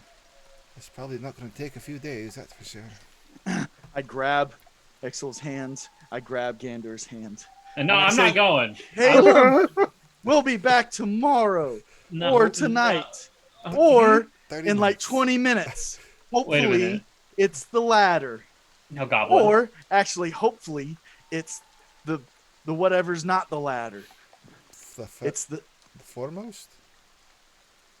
I don't know what that one is, actually. The former? Former, yeah. That's close. I don't know I'm if I'm just like- dragging them, but I'm trying. Oh, You're no, not I'm moving like- me at all. I'm like holding the table, just. I try to switch spots with you, and I like grab Gorebek's hand off of you and put it on my other hand. Like with two hands, you have both of my hands basically, just kind of leading me.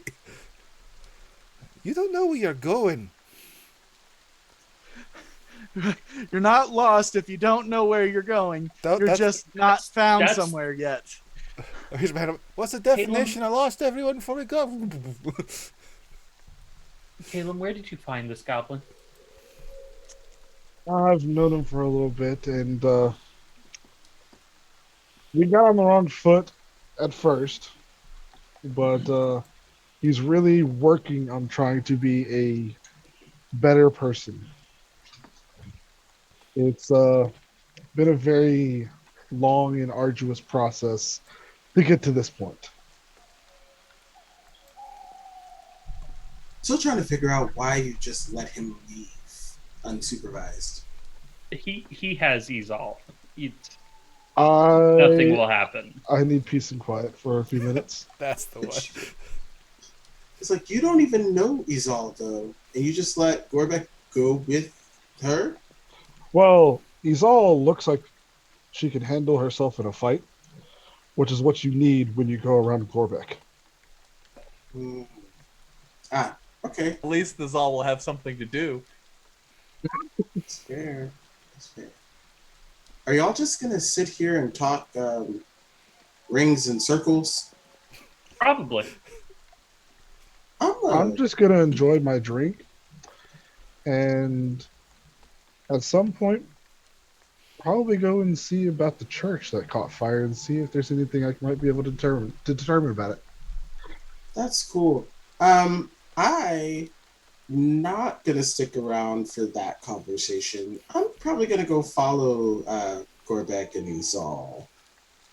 If you could just scoot over and let me out, please, Gander. Yeah, just move. Yeah. And then go back in there, Gander. Yeah, thanks. Keep an eye on Volred for me. I'm gonna go. And I'm going to take off and try to catch up with Izal and Gorebek. Oh, I'm not that fast. I know y'all are super small. You can still hear Gorebek. I'm But basically going to that start doesn't really mean explaining anything. the whole relationship that Milton and I have. So that's going to be the whole. So basically, we talked last night. And last night, as we were walking into this place, again, it's called the Grinning Dragon. Butch is a really nice guy. He's like super nice You guy. talked He's night really before last. And so, no, I know. I'm talking to the guy I'm talking to Exal right now. That's why I'm explaining the whole thing. He's how I recanting the met. entire damn I'm telling story. him exactly what happened. And so basically, as we were there, like I was sleeping, we were trying to find this hole in the wall place because supposedly this little Milton was stealing food because obviously he was hungry and like he couldn't do anything else because he was so hungry. Like he had to sleep in these little places and hide because he didn't have the money to be able to pay for these things. Arthur just slowly walks up as he's explaining all this stuff. Hey Arthur, welcome. How are you? Are you coming with us? Are you going to the bathroom? Are you going to hang out with us? Are you going to go get Milton? Do you want to go get Milton? I hope you're coming to get Milton because it'd be really nice to have somebody that I could act and lie with. So that would be making me very healthy because it's tough to do it with dwarves because people are already looking down at me and then they're going to look down at the dwarf. And so it just doesn't really work as well as long as if they have somebody I'm with their eye level with 4'7". I'm taller than you. Well, you are taller than me, but they're already looking down, is what I'm saying. Is that I've learned that the smaller and feeble that you look, the more people are going to pity you or look down on you. And then if you have somebody else that they can look up to and be like, well, what about this person here? I can talk to that person as long as I'm standing next to it. So as I stand next to you, Arthur, they're going to obviously understand that I am subservient to you. So I will be your slave. And it'll be fantastic. Whoa. No, trust me. And then I give him a wink. And I give him a thumbs up. Hold on. Yeah, hold on. You talk way more than the people I'm used to being around right now. So just, you were telling a story about how you met Milton. Yes. Anyway, back to how I met Milton stole food. He stole food, and basically when he stole food, I found this little tubby hole that Milton was at. And then we got him, and Caleb said, "Oh, I got you."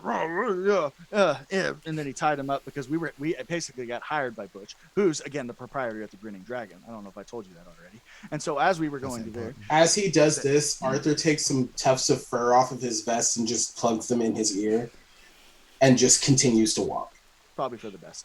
Anyway. As we go, we're walking into this. I would like to ask anybody as we're walking, hey, where's Milton? Just like that. Cool. Caleb, Volred, Gander, what are you guys going to be doing in that interim? Oh, I'm going to be asking about the, since Caleb's been out here for a long while, I'm going to ask him about the weather phenomena, fire and ice from the sky, acid rain. Cool. What about you, Volred? I'm going to be sitting there just absorbing all of the information. Cool. Well, we're actually going to go ahead and go to a break right quick, and then we'll figure out what's going on with Milton when we return. It's about, what, 15 minutes? Yeah, about 15 minutes should be Quick fine. potty break for you people. Potty break. So see you guys back at about 10 after. 10:10. Alrighty. 10. Yo. Let's find some rings and circles. I can see what we are, don't know where we belong. Wanna know what you're thinking, wanna know if something's missing. Started stories before, but they ended up short. Get me up to higher places, want you to fill my pages. Is this for real or is it just a fantasy? Are we for now or is it really meant to be? Are you still in my arms when we've read out all the parts of this story?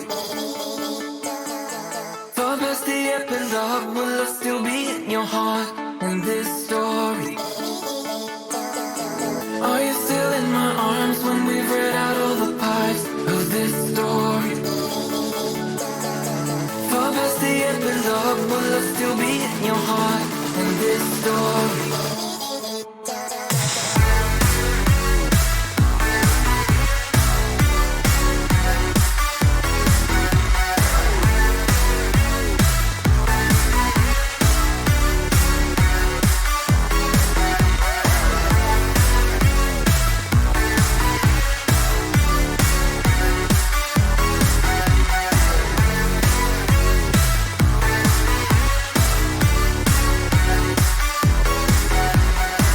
Should my heart skip a beat? Wanna feel something deep?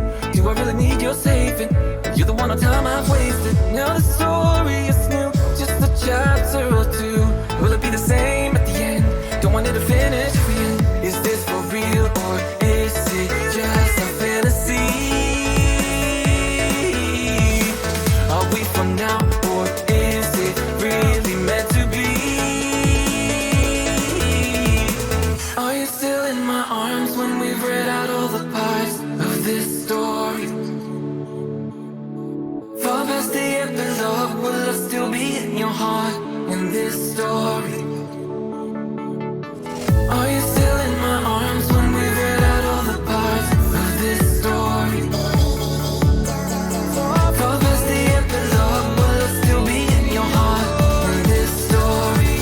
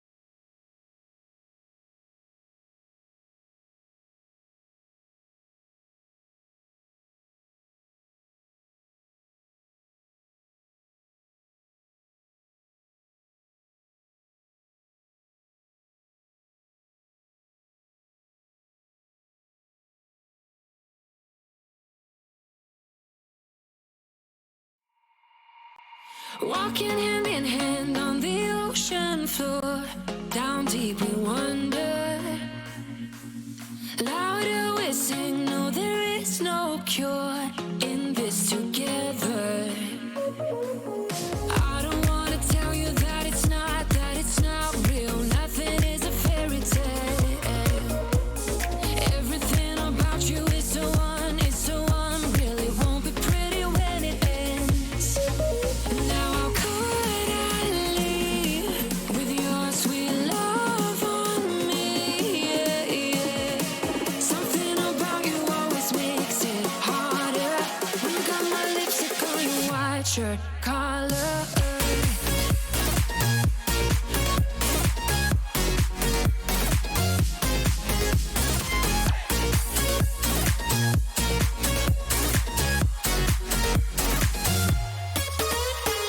On the carnival till the rest go home. Now I only see you.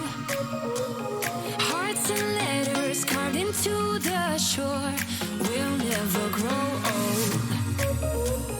I don't wanna tell you that it's not real. Nothing is a fairy tale. But everything about you is so unreal. It won't be pretty when it ends. Now how could I leave with your sweet love on me? Yeah, yeah. Something about you always makes it harder. When you got my lipstick on your white shirt collar.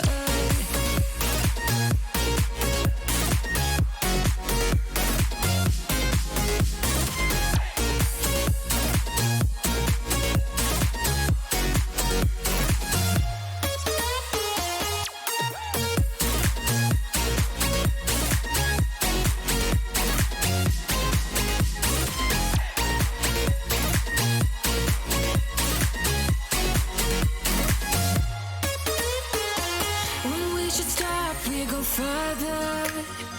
Didn't even notice that it rained all summer. When we should stop, we go further. Didn't even notice that. Now how could I leave with your sweet love on me? Yeah, yeah. Something about you always makes it harder. Got my lipstick on your white shirt collar.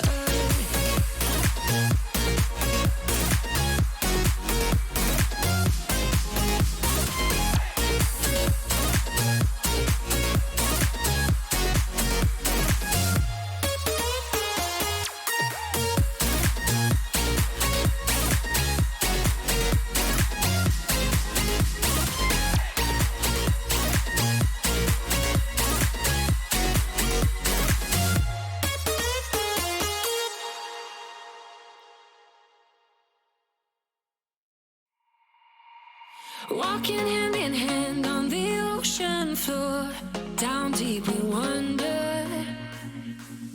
Louder we sing, no there is no cure in this together. I don't wanna tell you that it's not real. Nothing is a fairy tale. Everything about you is so unreal. It won't be pretty when it ends. Now how could I leave with your sweet love on me? Yeah, yeah. Something about you always makes it harder. When you got my lipstick on your white shirt collar.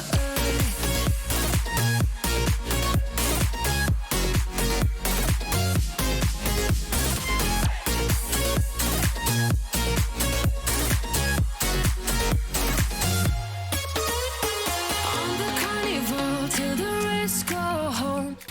Come It's join not our Not cult. cold. It's Not a cold. It's gonna be incredibly Oh my hard to do all God. together. It's Because everybody not started at a cold. different time. Can't do that over Zoom. You're never in sync. Yeah, it's very I difficult know. to do. We should have had Sean kind of sing some entry bars.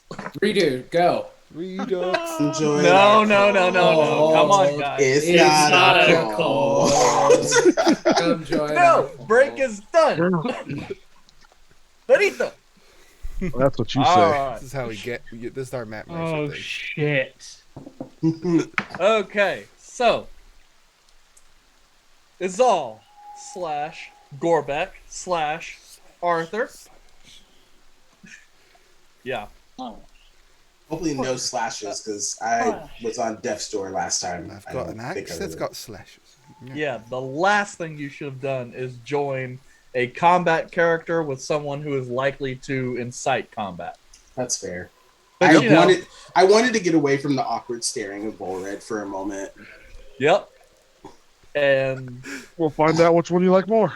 Yep. This is Okay. It's even more awkward because he's just looking at the screen. I can just feel him Oh, staring God. at me right now. I can just I didn't feel even him look staring. down there and I saw. Arthur is all.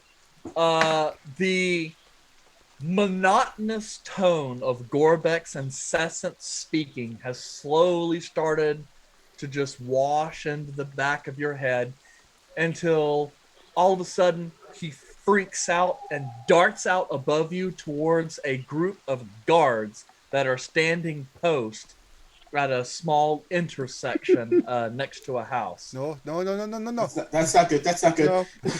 You're faster. Go get him. Like Arthur runs after him and tries to like grab whatever shirt.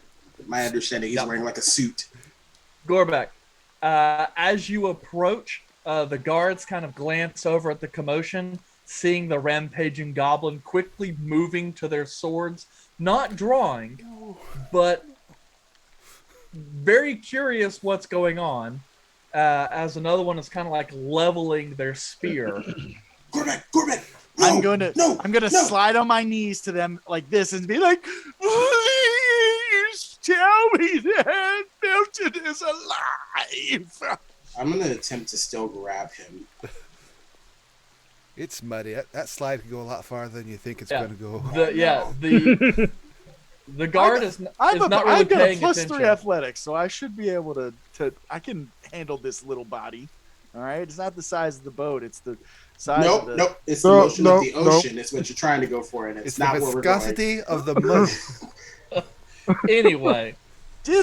so Gorebek slides into place. The guards are just kind of staring up at the dwarf and the sailor, like up to Arthur, and he's all back down to the goblin, clearly seeking some kind of illumination into this situation.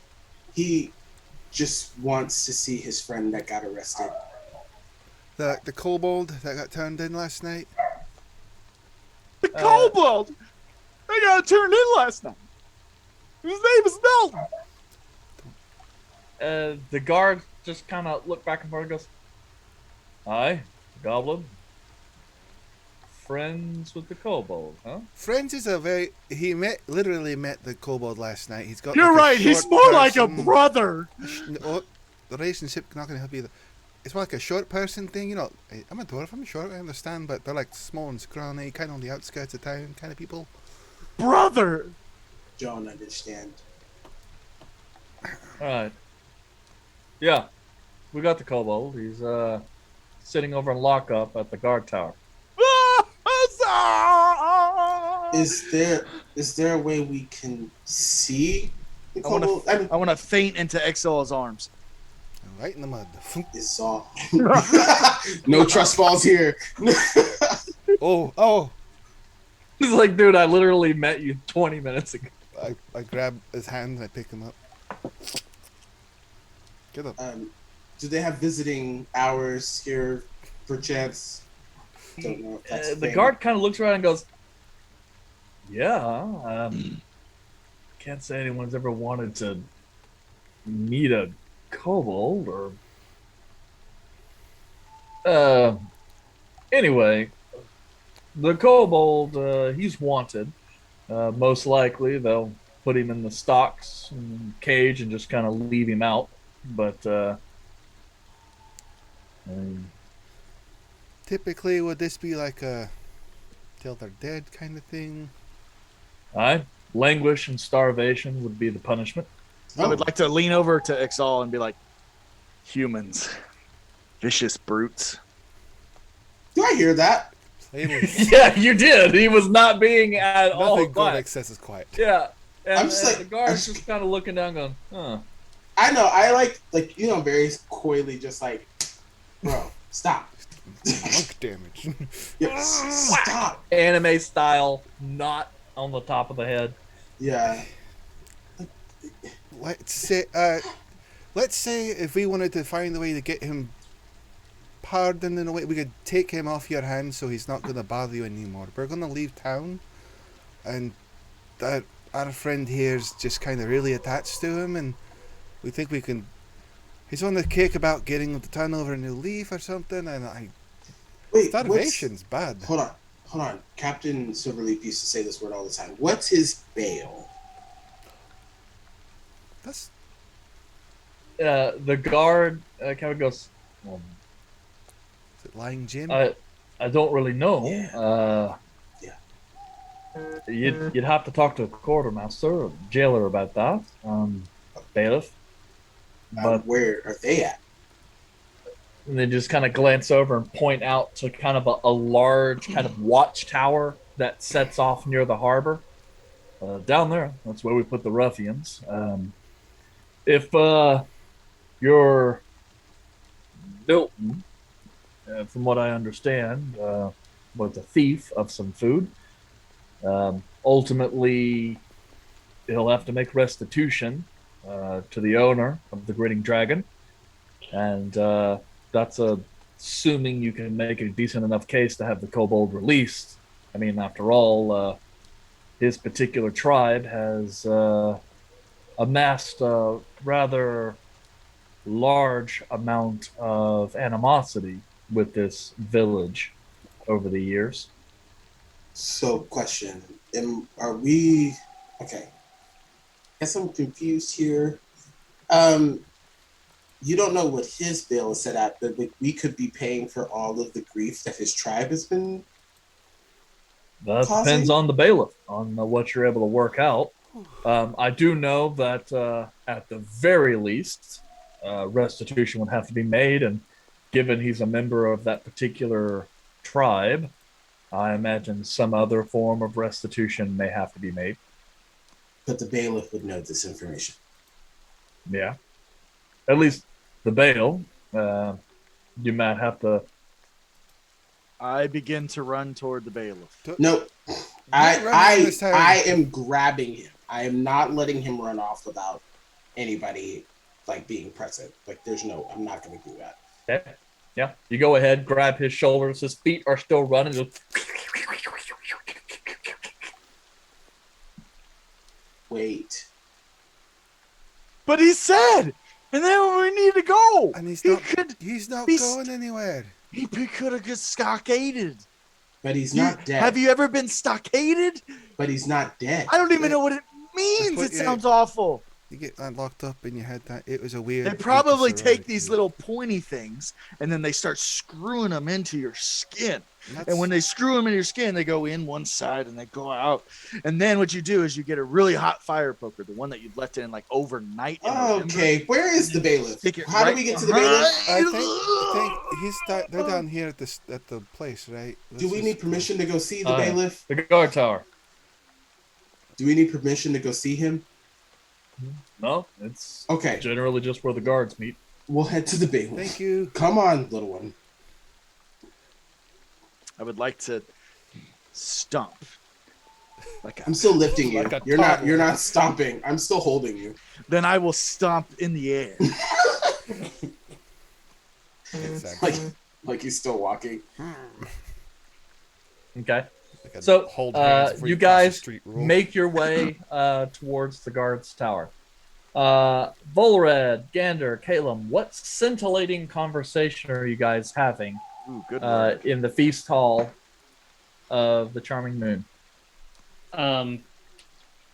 So Volred is probably having a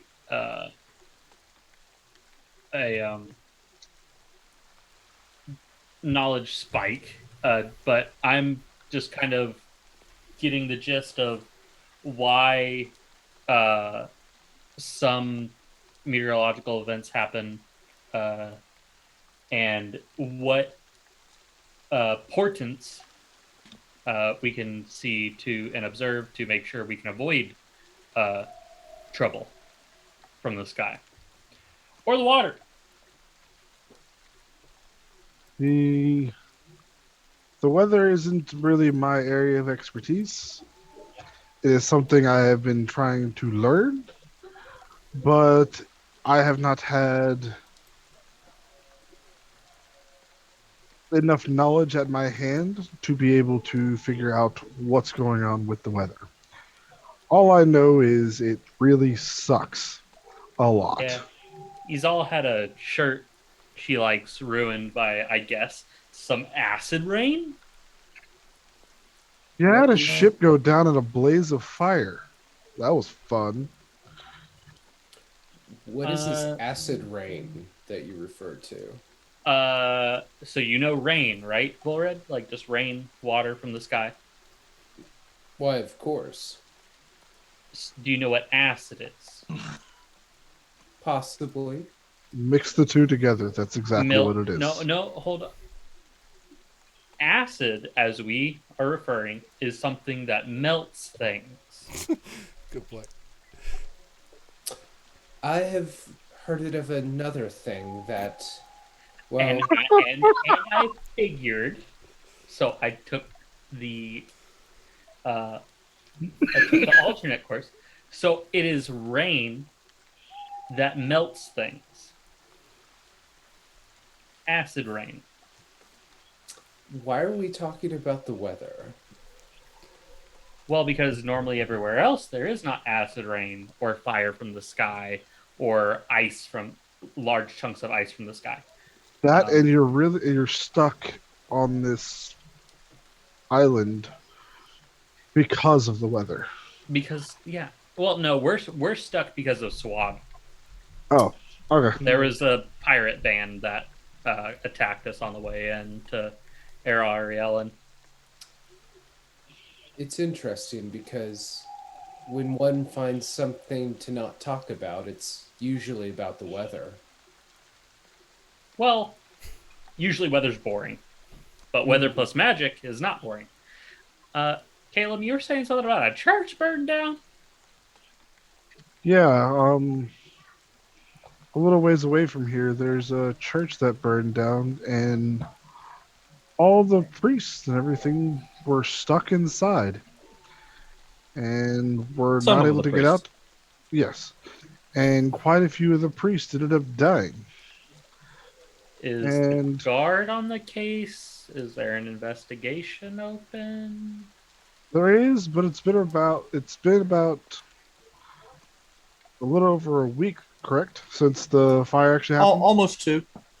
It's been almost 2 weeks, and so far, no information has been gleaned from it. So it's seeming kind of strange to me, at least. Well, any kind of evidence of foul play is probably washed away by now. You aren't Um, wrong. So, what is one to do about this? Should we investigate? Usually, it's left up to the guard. But seeing as how we're stuck here for a couple days, I'd like to know why a church spontaneously combusted. And my thing is why were the doors seemingly shut and nobody was able to get out? That is my concern. Things burn down all the time with this weather and whatnot. But yeah, let's go. I'd like to check it out. All right, I'm Um, gonna- I guess going to we'll lead the way. have two choices: either stay here or come check out burned down church. Volred doesn't respond, but just like after a while gets up and follows. Okay. Yeah, and we'll head over to the burned down church. As we're leading out, I'm going to lean over to Gandor. Is he always this intense? It's not intense. It's just a bit strange. but it's always like this. Kinda. Okay. Unless you have something he wants, then We shall see. here nor there. Well, but yeah. To the church! I will lead the way. Away! Okay. All right, Arthur, Izal, Gorebek. You make your way to the outside of a square tower, about 20 feet by 20 feet. It begins very wide with large stones and then tapers only slightly as it raises up about 80 or 90 so feet above you. And it holds this really kind of nice wooden shingle roof that overlooks a turret. Heavy moss and lichen is kind of built up on the smaller stones. And as you guys kind of approach, there's a heavy oak door that sits the front with thick metal banding and studs that lead you to believe this door is reinforced. Oh, boys, looks like we're at the right spot. I knock on the door. Oh, sorry, not boys. Boys and girls. Yeah, I'm used to it. Okay, so you knock on the door.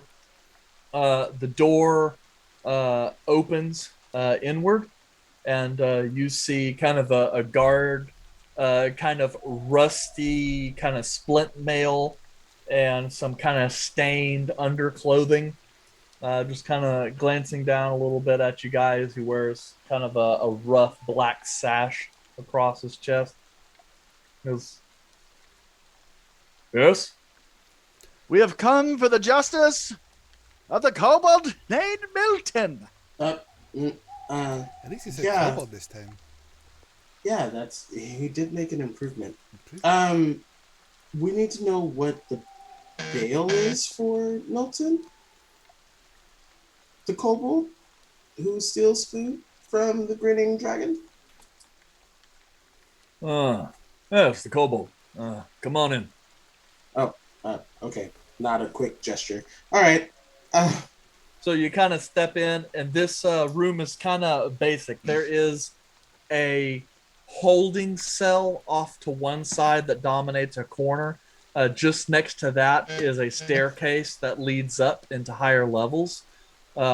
Near the door, there is a couple wide benches that just kind of sit off to one side, and on the other, a desk, along with several shelves that are filled with lock boxes. As the guard kind of makes his way back over to the desk, picks up kind of a ratty leather book, and starts flipping towards it. Yeah, the kobold stealing from Butcher's place, yeah? He Yeah. borrowed without asking. He That's stole- really he all stole it It's was. still a stealing. He didn't. You don't know. We gotta ask. I mean, I had a conversation with him. He told me that that he was borrowing till he could work up the money. Great. Anyway, Right. Well, I appreciate that kind of a distinction. Doesn't really mean much to you forest dwellers, but here in the city, and normal folk and civilized lands, that's called stealing. Anyway, so he's kind of flipping through and pulls out a small stack of loose leaf pages. I have a variety of reports here that Butch has filed over the last couple of weeks, detailing rather exorbitant amount of food that's been stolen from his pantries. All in all, the total looks to come around 87 gold. 87. 80, as in like 87, as in Aye. like a higher Would number appear your than... kobold pal has quite an appetite. And he's been doing this for how long? About 2 weeks. That seems a bit exorbitant. Have you seen that place? It's not exactly the most well-kept area. You sure it's that True. much food? Well, Someone's cooking the books? kobold stole mostly meat. If he had kept mostly the vegetables, wouldn't be that big a deal. But looks as though he's ate nearly 3 full deers in that time. In 2 weeks? Now, Not to mention a variety of damaged pots, pans, and utensils, as well as overall labor for maintaining the cleanliness of the establishment. And you said I got 87 gold. We were in that tavern last night, and that is not maintained, that part of the deal, so... And you Well- said 87 gold. 87. 87. I look over to Gorebek and I kneel down next to him because he's short. And I just look at him and I go, my friend, yeah, Milton is not getting out of that jail tonight. Like, it's not going to happen. Not for 87 gold. He's going to have to stay a couple of days and work down that total. I don't know how long that's going to take, but I only have 25 gold on me. Well, 24 gold on me. So your boy's going to have to be in that jail cell for a little bit. I would like to talk to your commanding officer. We are not going to Karen our way out of this situation. You And got I cannons tap- down here too, huh? And I tap Yeah. I tap my foot. Gorebek. The guard, the bailiff, is just sitting there with the book open, looks down and goes, This isn't going well. well, I am the bailiff of this particular town. If you wish to speak, you can go talk to Governor Gerhardt. Karen? And I turn around and start running to Gerhardt. No. He doesn't know where they're at. I know that's the problem. He's just going to run in a direction. And we don't know how long it's going to take him to stop. I got a question. Could you grab him for just a quick second? Yeah, I can grab him. What I if run. we come up with like a plan to say like, look, you're clearly not getting that money back for the restitutions, whether or not there was literally 86 gold worth of material taken or not. I mean, you've probably seen that through the investigation. That place has not maintained any level of, visual appeal. So I'm not saying that the total number of things that were listed were incorrect. I'm just saying maybe some of them were. But you're not getting the money back. Can we maybe, since it's him making the deal for the charges, if we made a deal with him to drop the charges and we take the kobold who's not named Milton, we don't know his name, can't even speak to him, take the kobold with us, can like the charges get dropped if we get the permission from the tavern owner?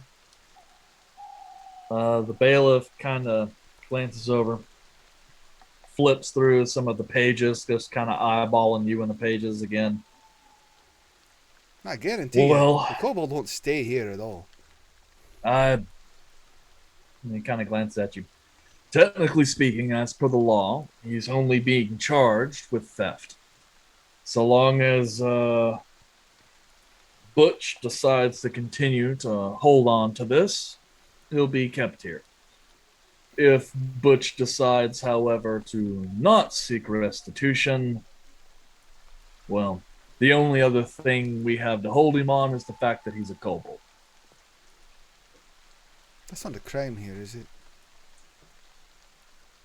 Not on its face.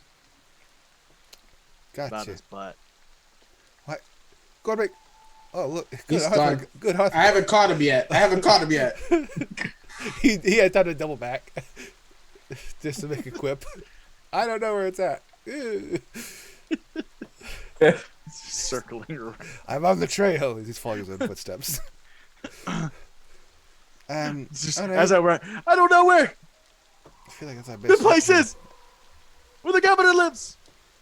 Arthur would have stopped at some point. Like, the fuck this? Yeah, I'm Trip like, this him. is stupid. I don't know this person. I'm just going to trip him. That seems like it's a better idea. Thanks. Thank you for the time. I'll probably be back to hopefully get this whole thing resolved. And you won't have a kobold in your jail cell any longer, hopefully. Can I see him? Can I say hi to him? Please. Please. I mean, can he? Like, is that something you Please, can do? Mr. Taylor. The bailiff is just going Don't through you let my man go free. We had an opportunity to go see him first. But Please, Mr. Taylor. Won't you let my man go free? Don't even know. I would actually kind of want to be around Volrid more right now. Ooh. But I'm just going to Can we go see Milton, please? Just so that way we don't Yeah, hear the bailiff cease just and kind of points to the stairs. 3rd floor. Thank you. I appreciate you. I run to the 3rd floor. I look Now, over at as you Izal. go, oh, by the way, you're not allowed to bring the prisoner or anything. So if the guard sees you guys slipping in anything through the bars, you'll wind up in there yourself. Great to know. Don't even know the kobold. That's fine. Exactly. I look over at Izal and I was like, I can't get a break either way I go. It's either going to be talk too much or stare daggers into my soul. Either way. I got lucky with Gander. Like when he just starts talking, I just wander off to like another corner. Yeah, but He you won't get know. lucky. He gets You also- distracted by little shit. You also I'm get running. really lucky because if we get into a fight, he's just going to disappear anyway. I kind of want him to do that because he Milton! cannot take a hit. Oh, I mean, we forgot the little one. We forgot the little one. oh, fuck. Up the stairs. More stairs. My thighs are hurting. You know, stairs exist in Mora I Dune, know, right? but I went up and down a lot of them in one day. I jumped down. After combat, yeah. The adrenaline wasn't rushing. I want to rage to get up these things. Oh, don't do that. I mean, you had an ancestor that didn't have a good That's to relationship come with down the stairs. stairs. Don't talk ill of the Great One. He lived with his mistakes. We try to catch up to Gorebek. We're slightly distracted. Try. It's not going to be hard. He moves like 25 feet around. I have a 40-foot move speed. Thank you very much. No, wait.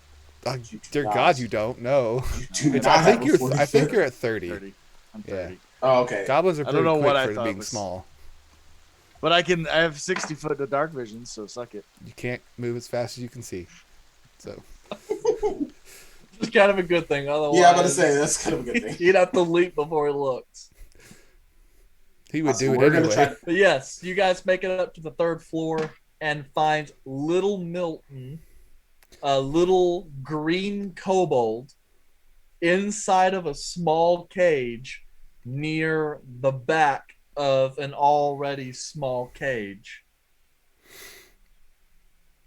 Going to Makes sense. He's small. He'd run fit to right through Milton? the bars.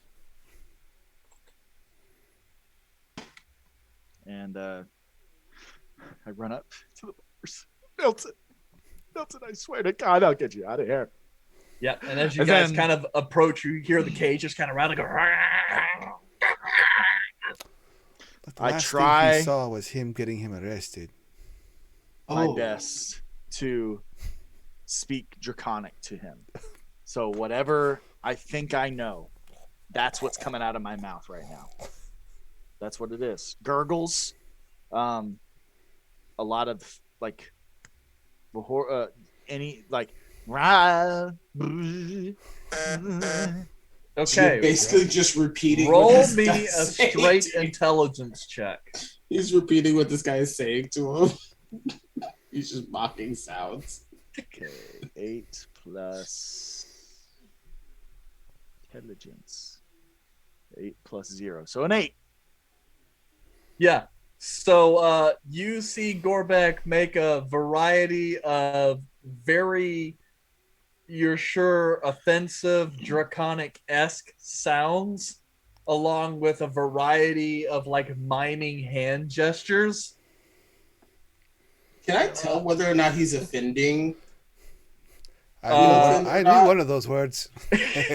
Yeah. Yeah, go ahead and roll an insight check. An insight? Oh. Yeah. We free him. Oh, I'm actually okay with them. I'm okay with insights. Briefly. I hope. So you roll. I know, right? You still Until gotta I roll. That's the worst part. Oh, well, let me roll. I hate this. Okay. That's your worst part. Just give me a roll. I suck. I know I'm trying to in D&D Beyond, but it's not doing it, so I'm just going to do advanced dice roller to get it. Oh, all right. It's a 12. Total? Yeah, 12 total. Okay. You're going through and it's like, okay, you've already know that whatever Gorebek is saying doesn't make any actual sense. But Hey.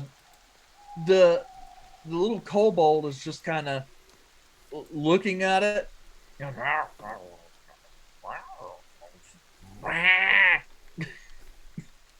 Gorebek. Hey, buddy. I think you're not saying what I think you're intending to say. Listen, he just said, "I'm so happy to see you, Gorebek. I know, I love you. You're awesome. You're like a brother to me. I can't wait till you go and talk to the people to get them out of here." That's literally exactly the words that just came out of his mouth. The snarling. Do you That's- speak Draconic? Like night. It's like Answer. Quickly. yes. You do speak Draconic? Yes. No. Okay, back away from the cage real quick, bud. Back away. I'm gonna pull Gorebek back just a little bit. He doesn't understand that. Want to throw some sign language at him? I really think, Gorebek, you're about to piss him off more than you really intend to. If you want to get him out of here, let's try making a deal with the bartender of the Grinning Dragon. Gorebek. Look, he can't understand you in the first place. He certainly can't understand reading your lips. You don't even have any. That's why it's the motions. I'm adding the motions so he knows. Gorebek. I would just say it in Draconic, but I don't want to belittle y'all because y'all don't know Draconic. It starts. Gorebek. Okay. Gorebek, you don't speak Draconic. You weren't making sense at all. Actually, You don't know that. you're right, but based off of his face, like, bro, communication is literally maybe 20% verbal and 80% Ask the physical. guard. He knows. Ask He knows Draconic? guard. You know Draconic. I said everything correctly, and then I wink at the guard. Yeah, we're gonna go. Guard's asleep. And so, like, I'm gonna start, like, walking Gorebek I want to try out. one thing with the kobold here. Milton we're Bradley. gonna- whatever. We're gonna stop, and I'm just gonna kind of hold on to Gorebek so he doesn't just leave and bust I out. try to and make run. eye contact, and I just so he's rattling around. So I try to calm him down. I take my axe. I just hit it on the bar real hard, like. Boom. You stay here. You're dead. You come with us. You're free. Do you say this out loud? Yeah, I say that out loud. This is probably not a good idea to scare. Like, we're gonna scare him right now when we can't get him out. Yeah, we might get him out. Either way. I mean, at least this way he knows. Maybe. Well, I don't speak Draconic either. It's Celestial or Elvish or something else. I could do it, but But you speak Elvish? yeah, it's like second coming for me. Oh, cool. I speak Elvish. Hey, we could have a secret conversation. Not Alright. for the Volred, though. So, Izal, roll me a straight intelligence. Ooh. I am not bad at straight intelligence. That's just because it's not a 0. Well, it is a 0. Yeah, it's not a negative, is what I meant to say. It's pretty good for me. Don't make me do any straight rolls. I can't do straight rolls. We only do gaily forage rolls, right?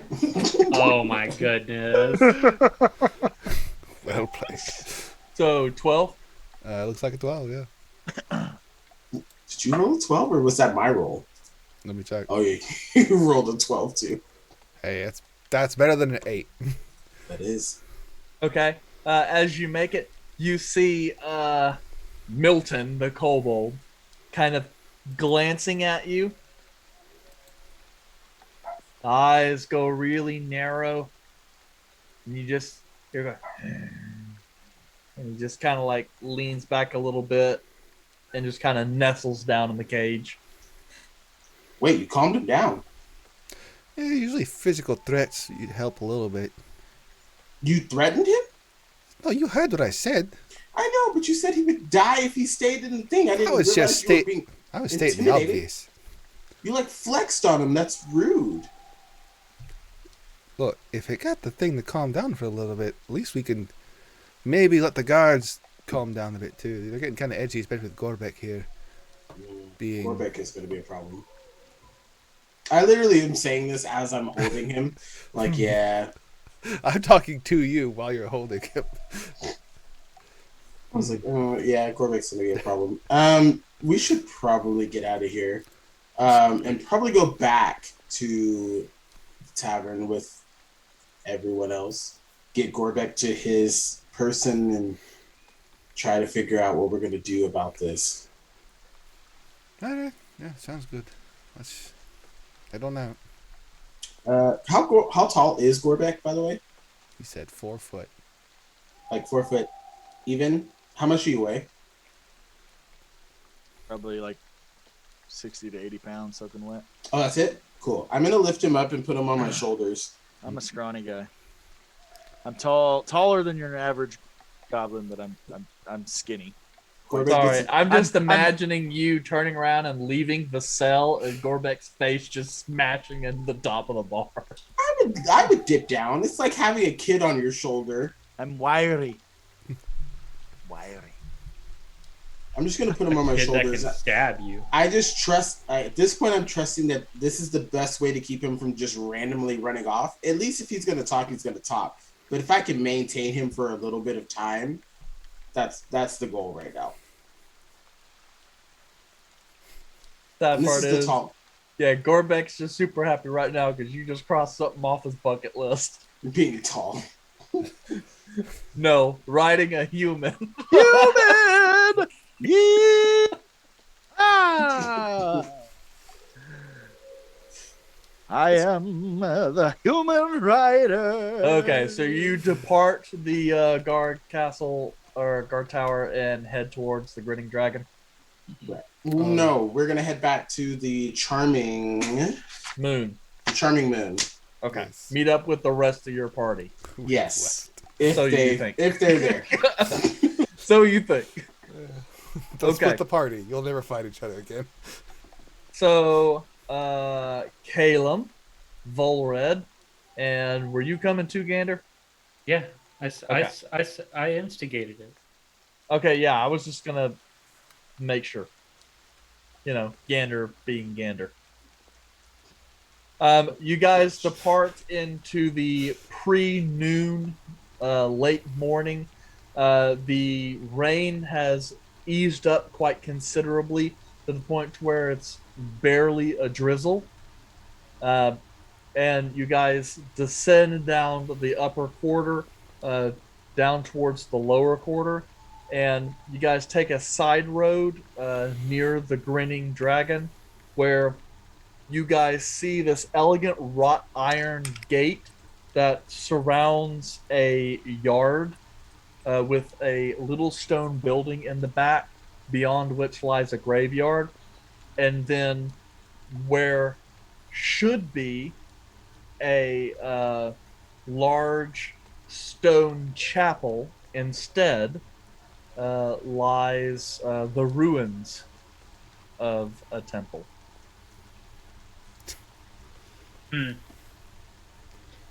What was the deity? Do you know? Or, you Caleb? ask, or Caleb? I do not.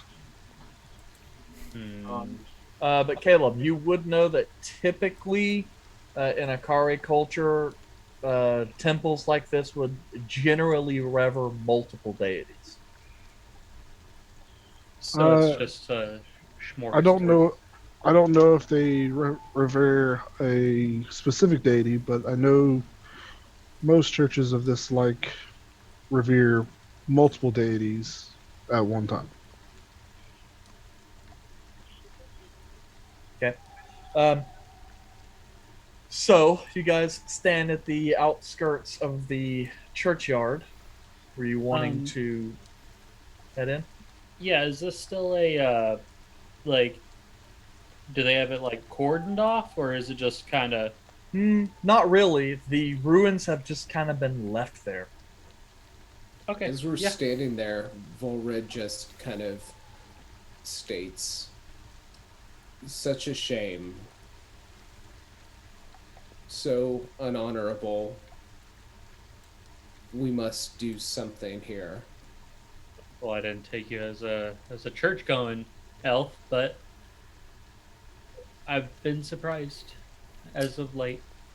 Well, religion or not, such an act is unhonorable, and as a man of honor, I just feel it in me to try to do something if I could. I can respect that. Yeah, I'm just gonna take a. I mean, obviously it's rained. It's probably rained in 2 weeks that it's been burned down. So the ash is probably like sludgy, goopy, whatever happens when water mixes with ash. Yeah. Was it a primarily stone building? Yeah, from what you can tell. Okay. So, like, a decent amount of the outside walls and such of the church remain, but much of the interior has been burned out. The roof is collapsed, and some of the exterior walls have also been. Well, I don't know why anyone would want to burn a building and kill the priests. That's a little overkill. Has the building Are been we like, up to the doors? No, you guys Yeah, are just I standing would've- at the churchyard. yeah, we should Are we probably able to go walk in, up to the right? doors? Yeah. Yeah.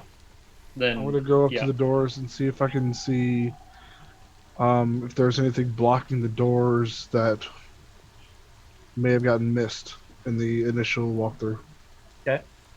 As you approach the front doors of the temple, they are heavily charred, but it appears thick enough to have not been completely destroyed in the churchway itself.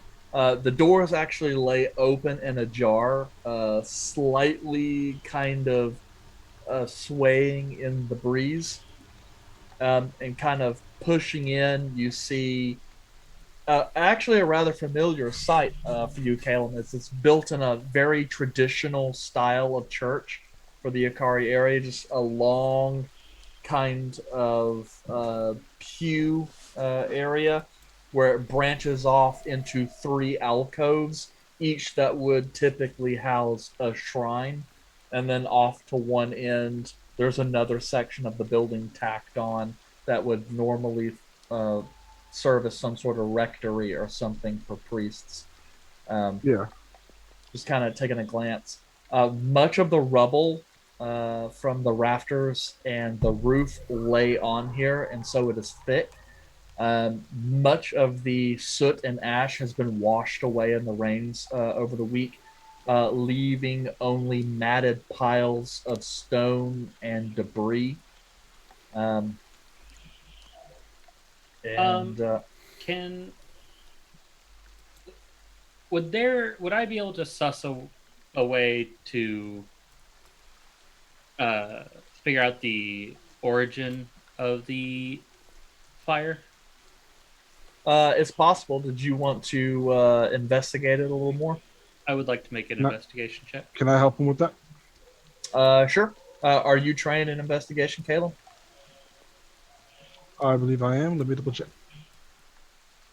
We all three. Fortunately, I don't think so. Can't give me double advantage. No, but I could slightly lower the DC. Oh, okay. For some reason my character didn't pull up. Investigation, yes. I have a +5. Okay. Then yes, you or Gander are free to make the check at advantage. I'll go ahead and make it. Go Hopefully, ahead.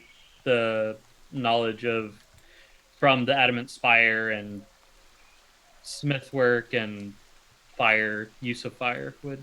Did assist you me make in an this. investigation roll, Alex? No, that was from earlier. Oh, okay. But that's in case he rolls in there. Oh, Woo. and advantage. Okay, so 23 would be my better investigation. Cool. So between the three of you spending a little bit of time, you're kind of moving about. Calum, you hear kind of a rustling off to the side as you kind of glance over, and from one of the side entrances, you see what looks like one of the church's acolytes in kind of plain gray robes. Very familiar to you as he wears a series of chains that he kind of drapes as a mantle over his shoulders. clearly the iconography of Grov. As the figure, stern and chisel faced, kind of comes in and goes, "Hey, what are you doing here?" Huh? Oh, hi. Caleb was just telling us that there was a tragedy here, and I mean, we're stuck in town, but I thought maybe we could lend a hand towards finding the cause and maybe helping y'all out. Okay. The figure just kind of stands there, arms crossed, stoic, kind of eyeing you, and kind of glances over to Volred, seems unsure and dubious as to his origins, and then kind of glances over to Caleb, kind of quickly takes in. You see kind of a slight nod. Oh, I suppose it's good at least someone is taking an interest in what's going on here. Have the guard Meaning? not led an investigation? The figure kind of moves forward, moving first over to Caleb, kind of reaching out his hand. He goes, "I'm Theofric." I reach out my hand to shake his. And he kind of grasps Caleb. it, forearm to forearm, and kind of shakes. He goes, Name's Caleb. "Excellent. Hi. Well, I'm one of the last remaining acolytes of Grov here, a member of the temple. Um, Pretty much at the moment, I kind of run things as the senior acolyte. That and Armak, he's one of the acolytes of Seterath. So, but you said you had questions?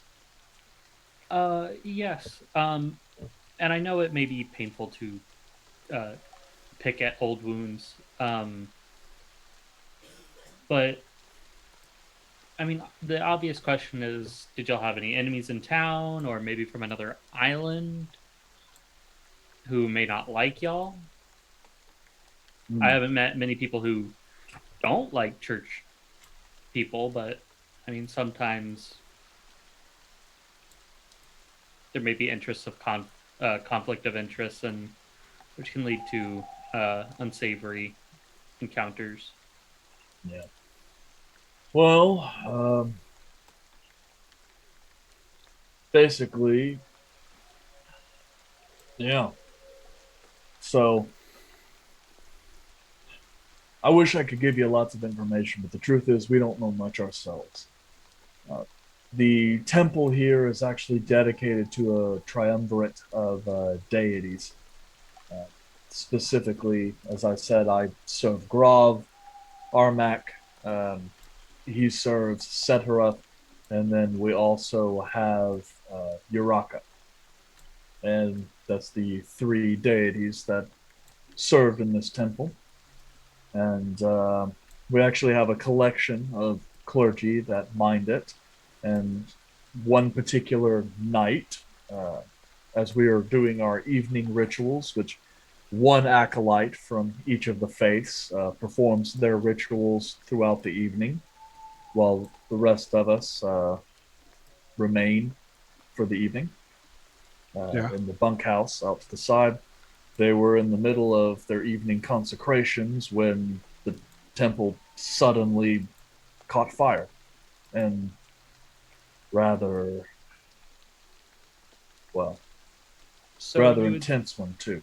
you would say it was arcane in nature, not so much an incendiary, or Well, it's hard to say, really. There wasn't an explosion, if that's what you mean. It's just all of a sudden there was fire, and it was quite hot. Hot enough to prevent us from entering in, and hot enough, quick enough to prevent whoever was inside from leaving. Volred pops up right in front of his face, just, poof, and introduces himself. Fine, sir. What was your name again? Oh, my name is Theofric. Well, sir, in a actually sort of actually somewhat charismatic way, Volred says, "Well, fine, sir. We find this dubious act quite demeaning. Surely you must know something that you're unwilling to tell us. Please, just let us help you. We just want to help."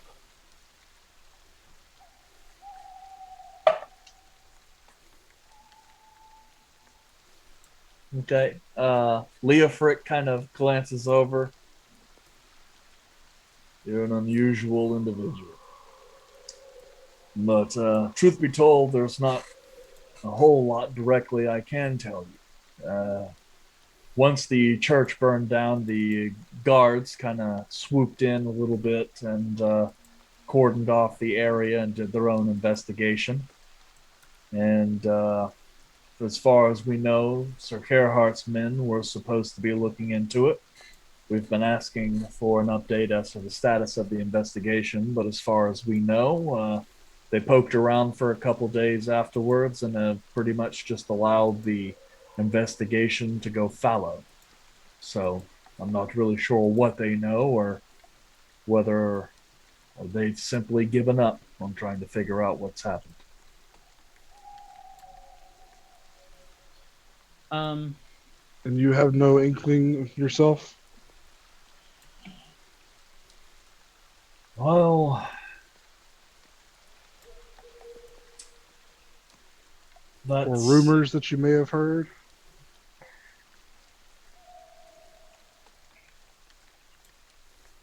Well, we don't know exactly, but from what I understand,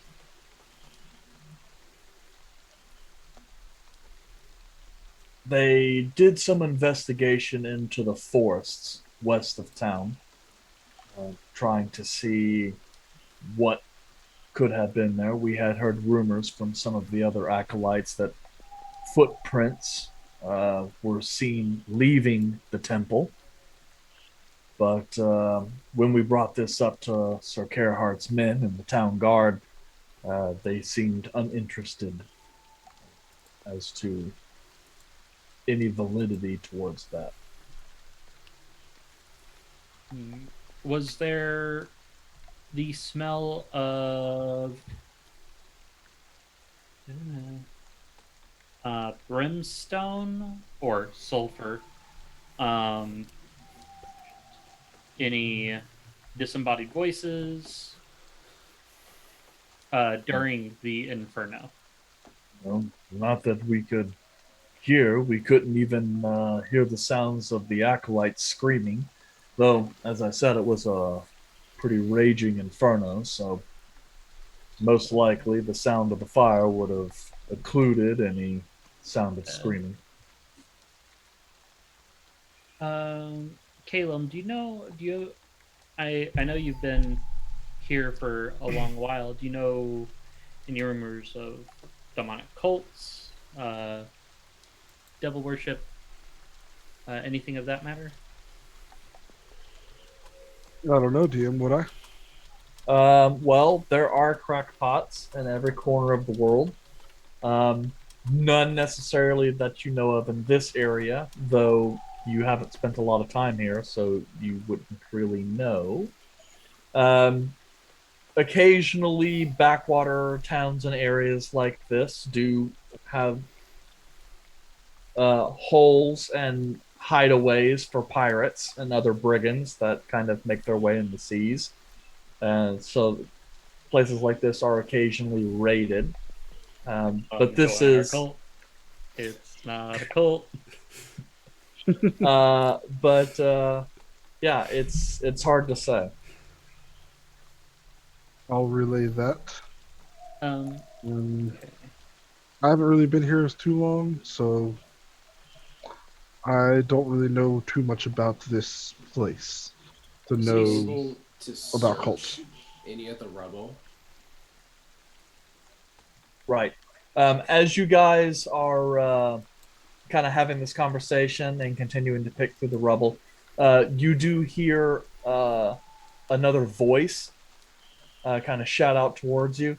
As you look back, a couple guards are sitting at the edge of the courtyard. It's kind of pointing out to you, Caleb. Hey, I thought I told you to stay away from here.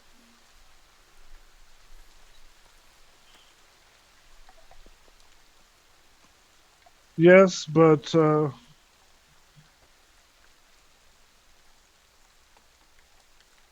our friend here was just telling us what happened, and we thought we might be able to help.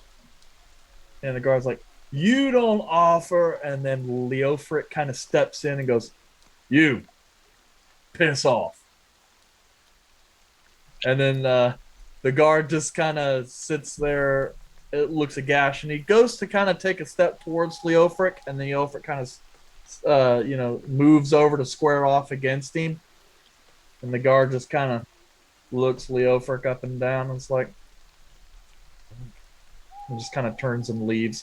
Around that time, Gander, as you're kind of picking through, you notice a section of wall that's got like this weird kind of black resiny coating on it. Almost as if like some kind of oil or something had splashed it and then intense heat polymerized it into some kind of plastic. I will take a stand. Okay. So you kind of pull out your little kit, take your little tweezers, get a sample. And as you're moving around a little bit too, you see little bits of what look like could be bone or hair that are stuck in it. And you're like, okay, well, I'm going to pick up some of that stuff. And you start collecting some samples. But Do I know what this liquid is? You wouldn't, because it's black and is basically just turned into a thick resiny type substance. But as you're kind of glancing around at some of the other stuff, I don't know. There's not really enough evidence to say struggle, but it's hard to say without doing some excavation of the ruins. Which would take time and muscle. Yeah, and... which would take time. Leofric, you said some. Did you see the footprints, or did another acolyte see the footprints? Leofric says, another acolyte. So, I assume you need to speak to him? It was Armac. I could get him. Yes, just maybe the size of the footprints. Were they wearing boots, barefoot, claws? Right. Well, I'll go get Armac, and you can speak with him. He departs. Izal, Arthur, plus Gorebek. As you guys are making your way up the road, you kind of glance off to the side to the familiar outfit of Volreds that kind of is easily seen even from a distance outside. Standing in the ruins of a church, it appears. What are the odds that he went out there by himself? Ulrid? Very high, actually. He seems like the person that would just walk out and leave everybody, but then make it really awkward when he returns. Do you want to go check it out? Yeah. We found one person at least. That's fair. Okay. And I'm going to take... I've got Gorebek still on my shoulders, so I'm going to start heading towards where I see Volrid. But I'm going to make sure that Exolve goes first. Yeah. Okay. You guys approach as a rather tall, like broad-chested human, kind of short cropped hair, chiseled. Looks like the kind of guy that like you would not want to meet in a back alley, like nightclub bouncer type dude in a priest's outfit. Kind of walks out of the ruin and off towards a small bunkhouse that sits on the periphery of the churchyard. Definitely looked like a guy I would not want to meet in the back alley. It was thick. I apologize, DM. What was the name of the other guy? Armac. Armac. Thank you. Volred? Red! Oi! Oh, he's all. Hello. Oh, Gandar's here. And Calum, we're all here. I ain't talking Oh, to you're all here. I barely even noticed because I'm investigating the liquid. I'm not even paying attention to my surroundings right now. So, why are all of you here? Is that burnt down church? Yeah, Calum was just telling us about the burnt down church, and I just can't pass up an opportunity to figure something out. And people don't know what happened. I'm gonna guess fire from the sky. No. So far, Fire we've on the found- wall. Well, fire on the wall, Hits floor. from the sky leads to the walls, obviously. Well, it would burn down the ceiling first, but from what Leo Frick, the man who passed you, has told me, it started from the inside out. Oh, so somebody burned the church from the inside. That's what I'm thinking. So far, I have it narrowed down to just our general fire, which would be arcane, hellish, or incendiary. But I'm leaning towards incendiary materials, just from the samples we've found. And I'll pull up a little vial with a cork stopper that has some bone, hair, and resin chips. So Volred You do you. kind of interrupts and just asks bluntly, Calum, did you burn this church down? Yes. We got him, boys. Caleb turns around and looks at Red, dumbfounded. What the fuck are you talking about? Still a good question. No! I mean, clearly you got to be like I third wasn't ring even or something, here. a circle or ovoid shape of magic to burn the house down from the inside. Wait, but we don't think that Caleb can do the third circle. That's why I'm yet. pretty We sure think- it wasn't Caleb. Ah, okay. But Fair. why did that guard out front, out of nowhere, pick on you individually and say, Because "Why I are was you here yesterday, trying to investigate this by myself. Sounds like a coincidence. Who's picking up the shit brick house who just walked down the alleyway? No. Another one. If a guard. That's just Leo Frick. He's one of the acolytes. Big guy. He's a very built acolyte, though. I don't know who Grob is, but apparently all his people have to be, and just hold up my little arms, just jacked. Oh yeah. You know, those priests, those acolytes are all scrawny people, except for that one. I have an even better question, Volrid. Did you burn down the church? That's a good question.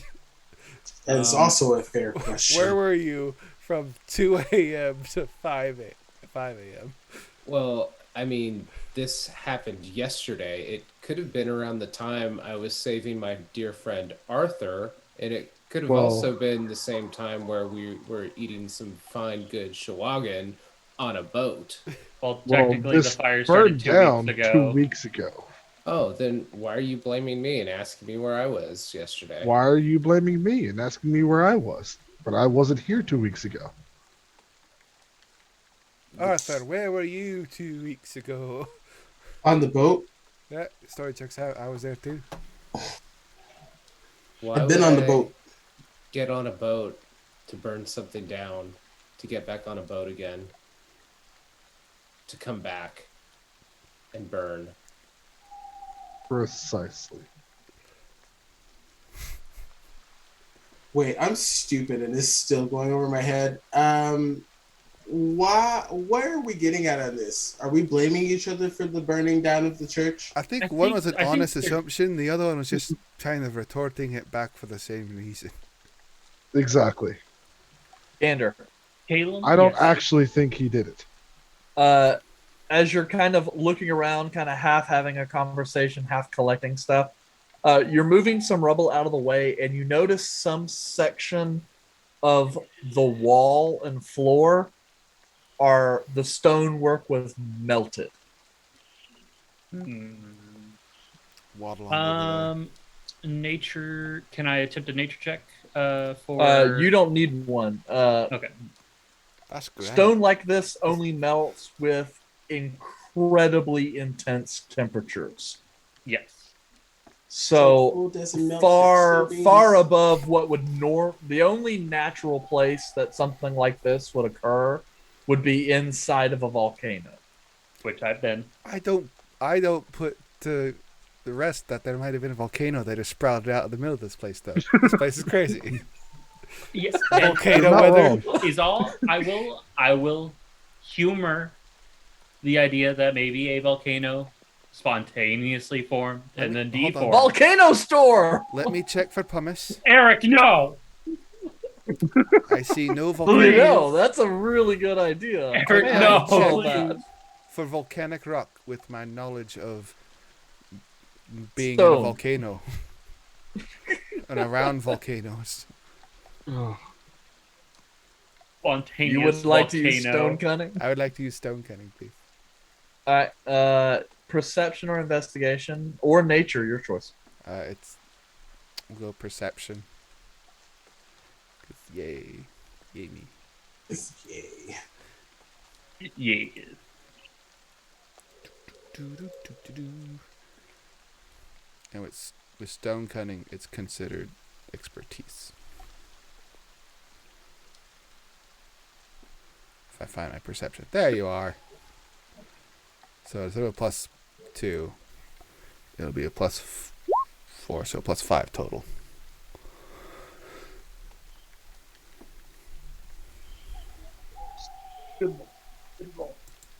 Oh Well, it's a 1. Roll.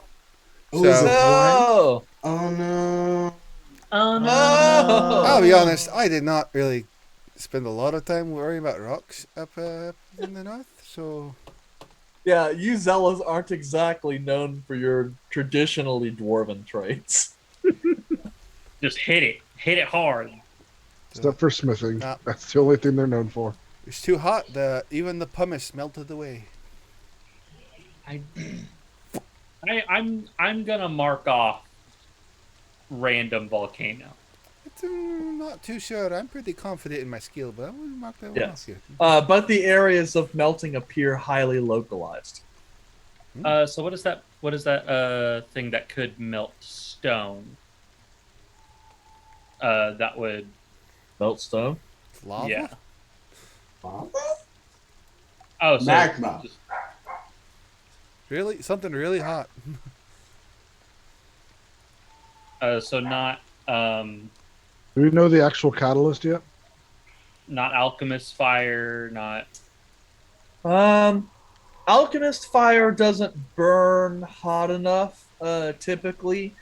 You are aware of certain formulas of fortified alchemist fire that are potent enough to do something like this. But that is extreme expertise in alchemy and potion making that is far above the ken of normal people.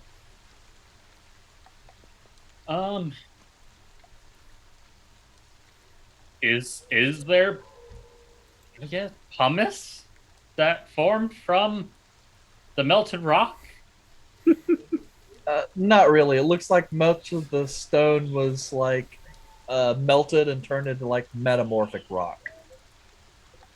Now we can check off volcano. Okay. This time. Yeah, the whatever caused the heat was not intense enough for a long enough period of time to create pumice.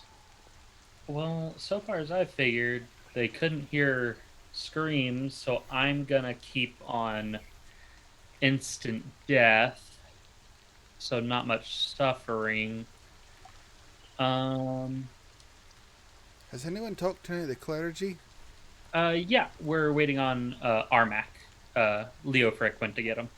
Okay.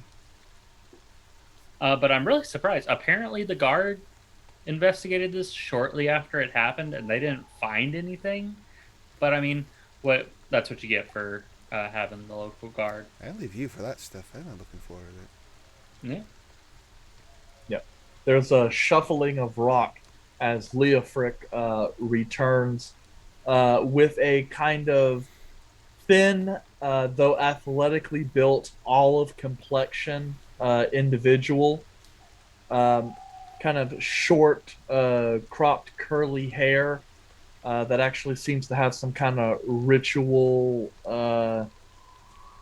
markings kind of branded into the side of his head.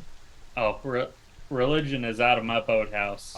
I'll go up to Leofric, the built like a shipwreck house one, and the other two is like, condolences for your loss in the family. Leofric just kind of looks down and goes, "Thank you. We lost about 6." As, I take it you're Armac, and just like poking my head up from behind a fallen stone. Yeah, he gestures to the Ruadhan next to him, and it's like, "This is Armac. He's, I guess, the closest thing you have to a priest of Setereth." Well, from what I've learned, priest and acolyte can be interchanged, just depending on the strength of faith. Though I do not have any faith in the ones above. So, Armac, Leofric tells me you found footprints behind the church leading into the forest. Yeah, Armac just kind of glances and goes, "Yes, that is correct." Could you give me a description of them? I mean, it's been a while. They've washed away, so I can't really see them myself. Right. Well, as far as I know, they were humanoid. It seemed not beast, as far as I could tell. Booted, unbooted, barefoot. Perhaps booted. Yes. The ground. It was also they didn't leave threads, so perhaps slim in sole, with a heel, I suppose. It's hard to say. It was raining a lot at the time. A couple of the individuals on the west of town had mentioned some shadows moving around in the night. We assumed perhaps they were burglars, someone who had come to rob the church without knowing that the church was already occupied. Would you be able to lead us as far as the footprints went whenever you followed them the first time? Yes, I certainly could. It's really not that far, though. And he just kind of points off to the edge of the churchyard. If you see the large aspen tree, it is through there. And that's as far as you followed the tracks. Yes, unfortunately, at the time, given the nature of what was transpiring, I had thought it best to remain close to the temple. So I did not That's run off by understandable. myself. Understood. But thank you, though. That's a lot of information. I think we'll go maybe see if we can't pick up anything that hasn't been washed away so far. But thank you so much, Armac. And deeply sorry for y'all's loss. Death is but a part of life. They will return as something else. So, blessings of the change burning upon you. Was there something else I could provide? Did we figure out if they were locked inside when it happened? Armac just kind of looks around. Leofric kind of gestures back towards the door. Well, the doors weren't locked. Afterwards, we were able to open them. It's most likely that they died quickly and didn't have time to escape. So that keeps on to my instant death theory. So leaves the idea that it was set up too.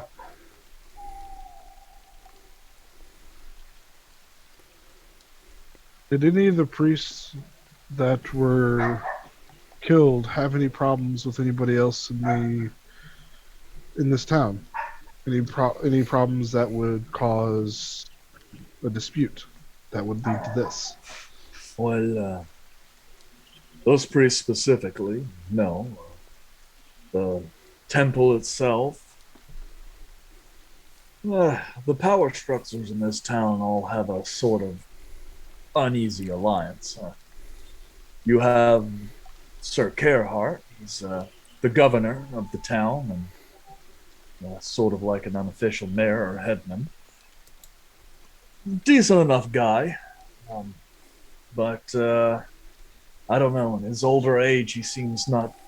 He seems to be less interested in his job. And then, of course, there's Master Ridian. Not too many people around here care for him much, and honestly, the Lyceum and the Temple have had our disagreements, for certain. Mostly because of aid that we provide, and we tend to provide services to the town that are actually the responsibility of the Lyceum, and that can cause problems when members of the town choose to give alms and support to the temple instead of the Lyceum. That can cause certain members of the Lyceum to become territorial over resources they believe belong to them. But other than that, occasionally we do have issues from Shady Thicket. Every once in a while, kobolds stream down from the thicket, and even the Ruin, Bard Mare, occasionally is home to some pirates when they decide to dwell here. All in all, it's relatively minor stuff, really. Isa, I'm gonna go inspect the tree, Cool. and I will go off to inspect the aspen tree. I had to follow him. Quick question before I go. Just out of blatant, obvious magic against magic. It wasn't like a bomb going off in there. That had been something arcane in some way, right? Near as we can tell, whatever it was wasn't a boom, so it wasn't like a fireball, if that's what you mean. As to a sudden influx of fire, I suppose that's possible. We're simply acolytes. We have access to some magic that our gods provide us, but honestly, we're not entirely sure what is capable with magic of the more arcane means. I was Gondor, wait up.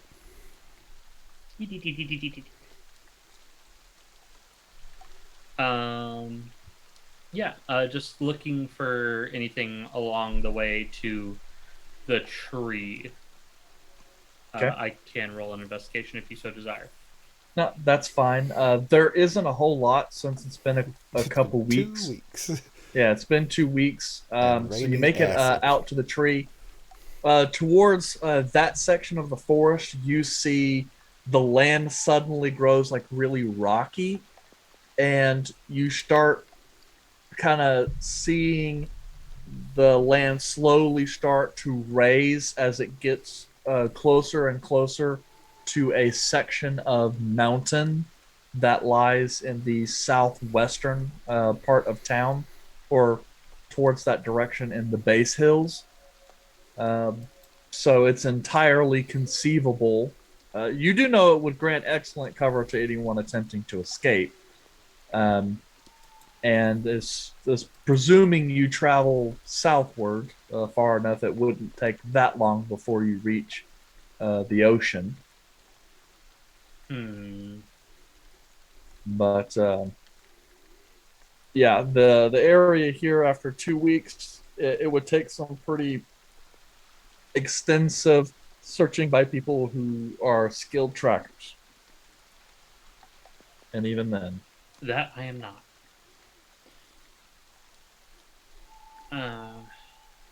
Well, that doesn't. Damn. What'd you plan on finding over here? It's been 2 weeks. Even the plants Oh, would have I don't- grown out of it. I don't know. A little hidey hole? I mean, either I think if they were hiding up somewhere, it'd be at that abandoned the ruins over there, or it's from the Lyceum trying to muscle their competition out of the area. In Caleb's people? There you go. Caleb's a freelancer. What, you didn't get that? I got that from the circle talk.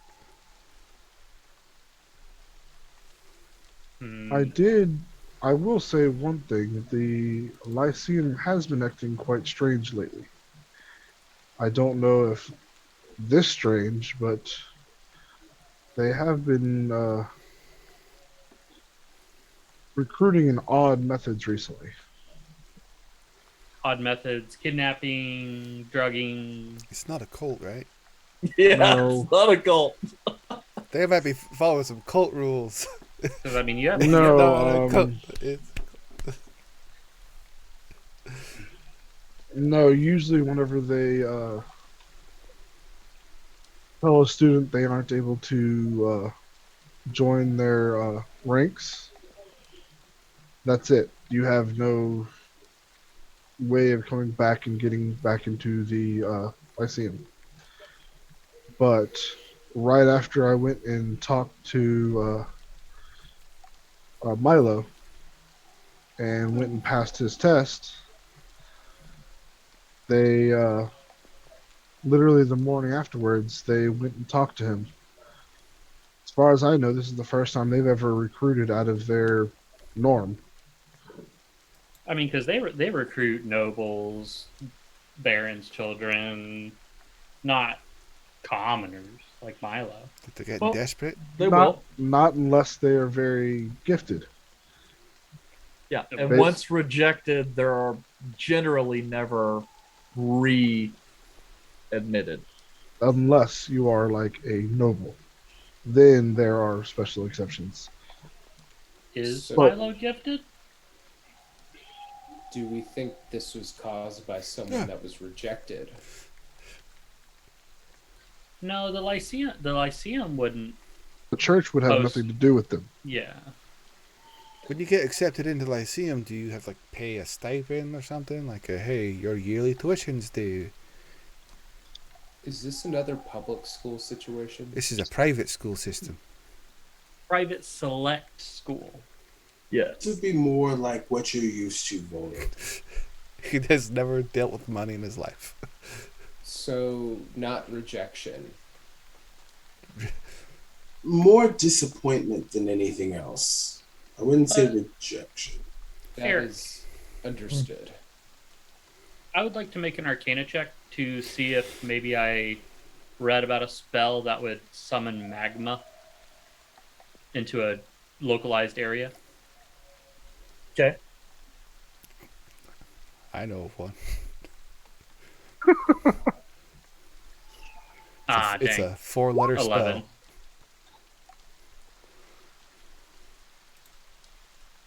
It's an 11. Nope, can't really think of anything.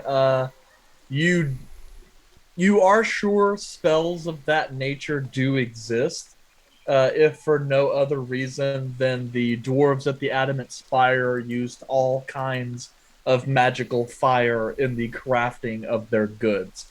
Some which require specifically the heating of metal into super critical temperatures. Which would So- need magma and so on and so forth. Right. So you are certainly sure that such spells exist. As to the exactness of how they work or to what circle of magic they would belong, you are unknowledgeable.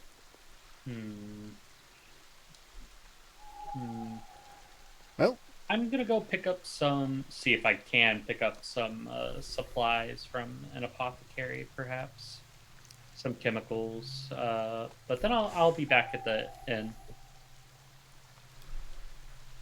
you're muted, Arthur.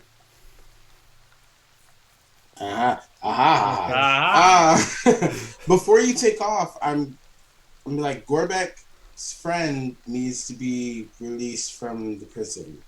And the only way that we're going to be able to do that is to go talk to the bartender of the Grinning Dragon. I can't remember his name. Butch. Butch? Butch. Yeah, that's pretty easy. Butch. And so, like, yeah, we could probably kill two birds with one stone here by stopping by and just kind of checking to see if we can get Butch to drop the charges against Milton. oh, so do you want to y'all speak Draconic? No, but I kind of got the point across. Yeah, a couple of threats go a long way, apparently. I didn't know that, but you never Isn't know. that obvious? I tend to not be threatening. I would like to avoid confrontation at all points. So no, it's not obvious to me. Wow.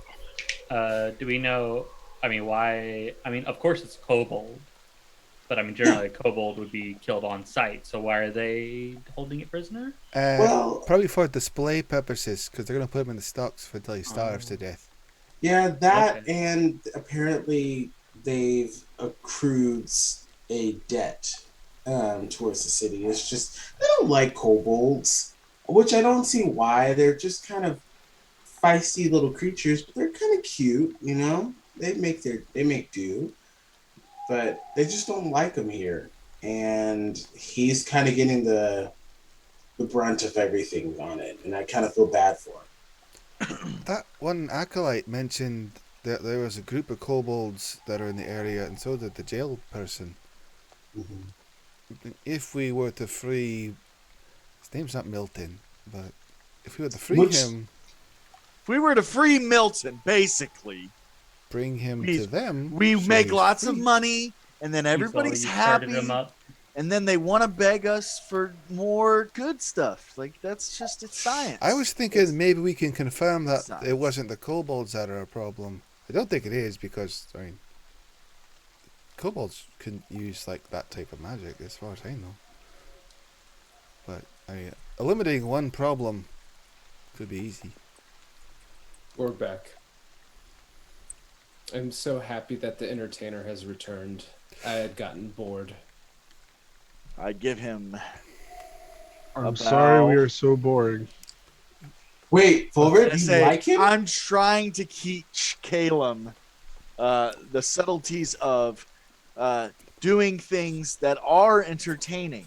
So, yes, while I am funny, good looking, lustrous, magnificent, Let him off I of mean, here. there's just, I mean, literally could go on, but I won't because I've only read so lift many him books. off. Not that many. I'm gonna lift him off of my shoulders and put him back on the ground as he's explaining himself. Thank you, Arthur. I appreciate the ride. My legs were getting tired. Anyway, the human master, the human my rider, not in a weird way, but the human, I guess, mentor. I mean, I basically got these guys to walk into this bailiff's place and get them to tell us exactly what we needed to do. Is I mean, he it's really talking about me, Exalt? Yes, it was. I was talking exactly about you. So Look, you I was need being to included in there too. listen again. Exol, you look lovely today. Anyway, I'm gonna go. Y'all have fun with Butch and this whole kobold situation. You're not gonna We- stick your hand we in will. a pot like you're not supposed to. No. our hands are going to be so dirty inside that pot. But Arthur's actually gonna take a moment to stop and walk near Volrid and just kind of stand behind Volrid at this point. He's a calming force. Anyway, Volred, you're appreciated. and I give him finger crossbows. Volred just nods.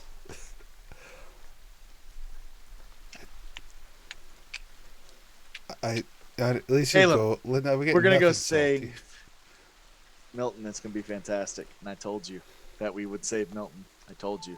Remember that time that I told you? Do you remember the other day? Well, actually, it was this morning. I don't know if it's still morning. I don't know what time it is. We've been running around doing a lot of things. But remember that one time that I told you that we're gonna save Milton because he's gonna change the world. He's gonna change at least this town. He could change the world. Let's walk. We don't know. I'm walking. Forward. Red. Yes. I don't normally like to fight people, but I want to fight Gorebek right now. And I know you don't think things through the same way that I do, so I need to understand, would that be a wise decision right now? Dear Arthur, I'm a bit confused. When you're around such entertainers, you want to fight them. You wouldn't fight a circus clown, no? No, I wouldn't fight a circus clown. I would fight Gorebek, though. Like, that's... Gorebek is here to entertain us. Are you calling Gorebek a clown?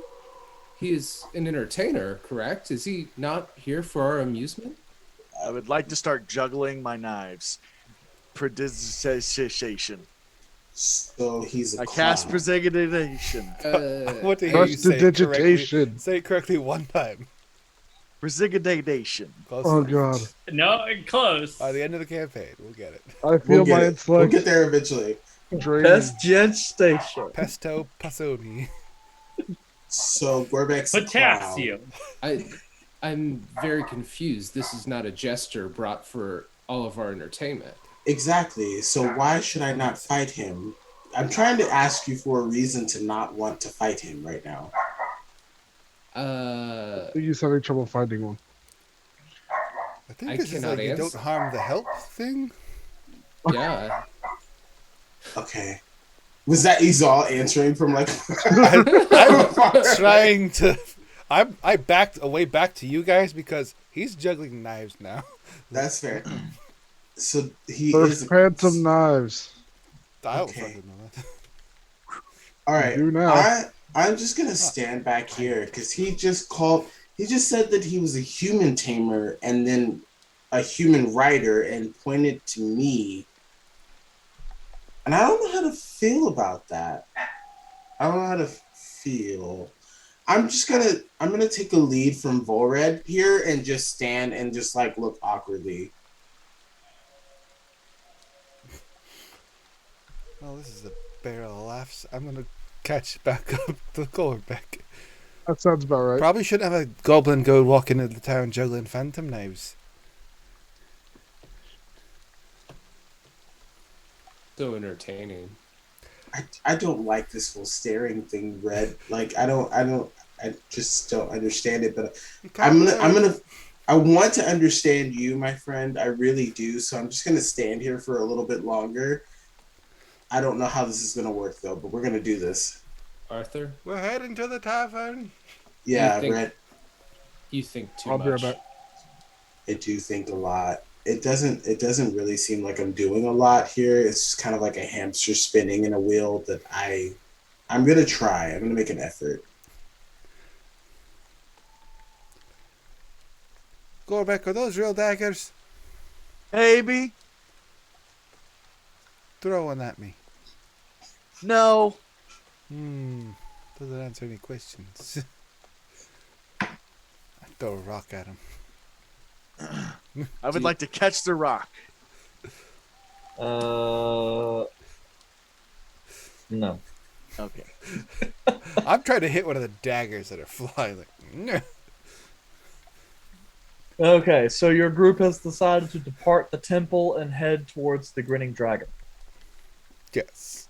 I'm going to get some chemicals. Okay. So, the intrepid band of adventurers depart the temple, Gander going to go collect chemicals, while the rest attempting to go to the grinning dragon in order to speak to its proprietor, Butch, perhaps to intercede in the fate of Milton the Kobold. And we're actually going to close the chapter there tonight. And then we will pick up with chapter 2 next week and see what will happen next in our little story. Adventure 1, it's not a cult. But It's not a Not cult. a cult. It's not Come a join our cult. cult. It's not Is that a what you're cult. going to call the Come thing? join- I mean, that's got to be the name of that song. Yeah, join our cult. Episode not 1. a It's not a cult. Rings This- and circles. It's The not a song cult. name is actually Cult, and then parentheses, it's nada. Come join our Our cult. cult. Just like It's what's it not called? a cult. The Britney Spears song, like it's Hit Me Baby. I It's gonna be did Baby it one more again. time. Oh, it is Hit Me Baby. I joined Hit me, the baby, cult. one more There time. goes. Would Got we get lost strike in for the a Britney cult. Spears song? You know what? She baby. doesn't have control of her own stuff right now. I don't think that's gonna hit Now's our anybody. time to use it. Oh my This is God. the time to do it. So she's basically in a cult. There you go. Close. But Close. yes, okay, guys. Well, thank you for going through session 1. So we are going to pick up next Tuesday, same time, 8 p.m. Central for chapter 2. In case you guys missed it at the beginning of the broadcast, on Thursday, same time, 8 p.m. Central, we have Adjacent with Jace, which is basically an after show where I will actually be on with Jace, who plays Izal, discussing session 1 and perhaps some things that you might expect to see in the campaign moving forward. So, Oh. put your questions on our Facebook, tweet to us, comment somewhere where we could see it, and we will try to put those questions in the chat beforehand, and then we'll try to answer questions during the stream as well. Yeah, and so especially if you're going to be in early, go ahead, jump in, even during the 15-minute countdown. Make sure you get those questions in there, so that way we'll have them during the stream and we can hopefully get them answered for you. Ask the questions. Ask the hard ones, like Join our cult. the cult of Join our Athoria. I'll have a song not a about cult. joining it. It'll be great. No, It'll it's be not a great. cult. Yeah, Alright. but before we leave, make sure you take a chance to check out all of our socials. We've got our moderators that are posting that here in the chat. Join, follow up, subscribe, kind of keep track of what we're doing and how we're doing it. It gives you an inside look on what all of our team is doing here to make sure that we provide you the best information and a little peek at our personalities outside of what we do in D&D. So that would be a great thing to do. And as Rabjoin said, like my status if you like my status.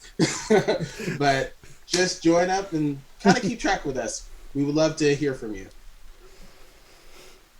All right, well, thank you again. Humble thank you to everyone who decided to come and watch us this week. Hopefully, we'll see you guys next week for the next stage.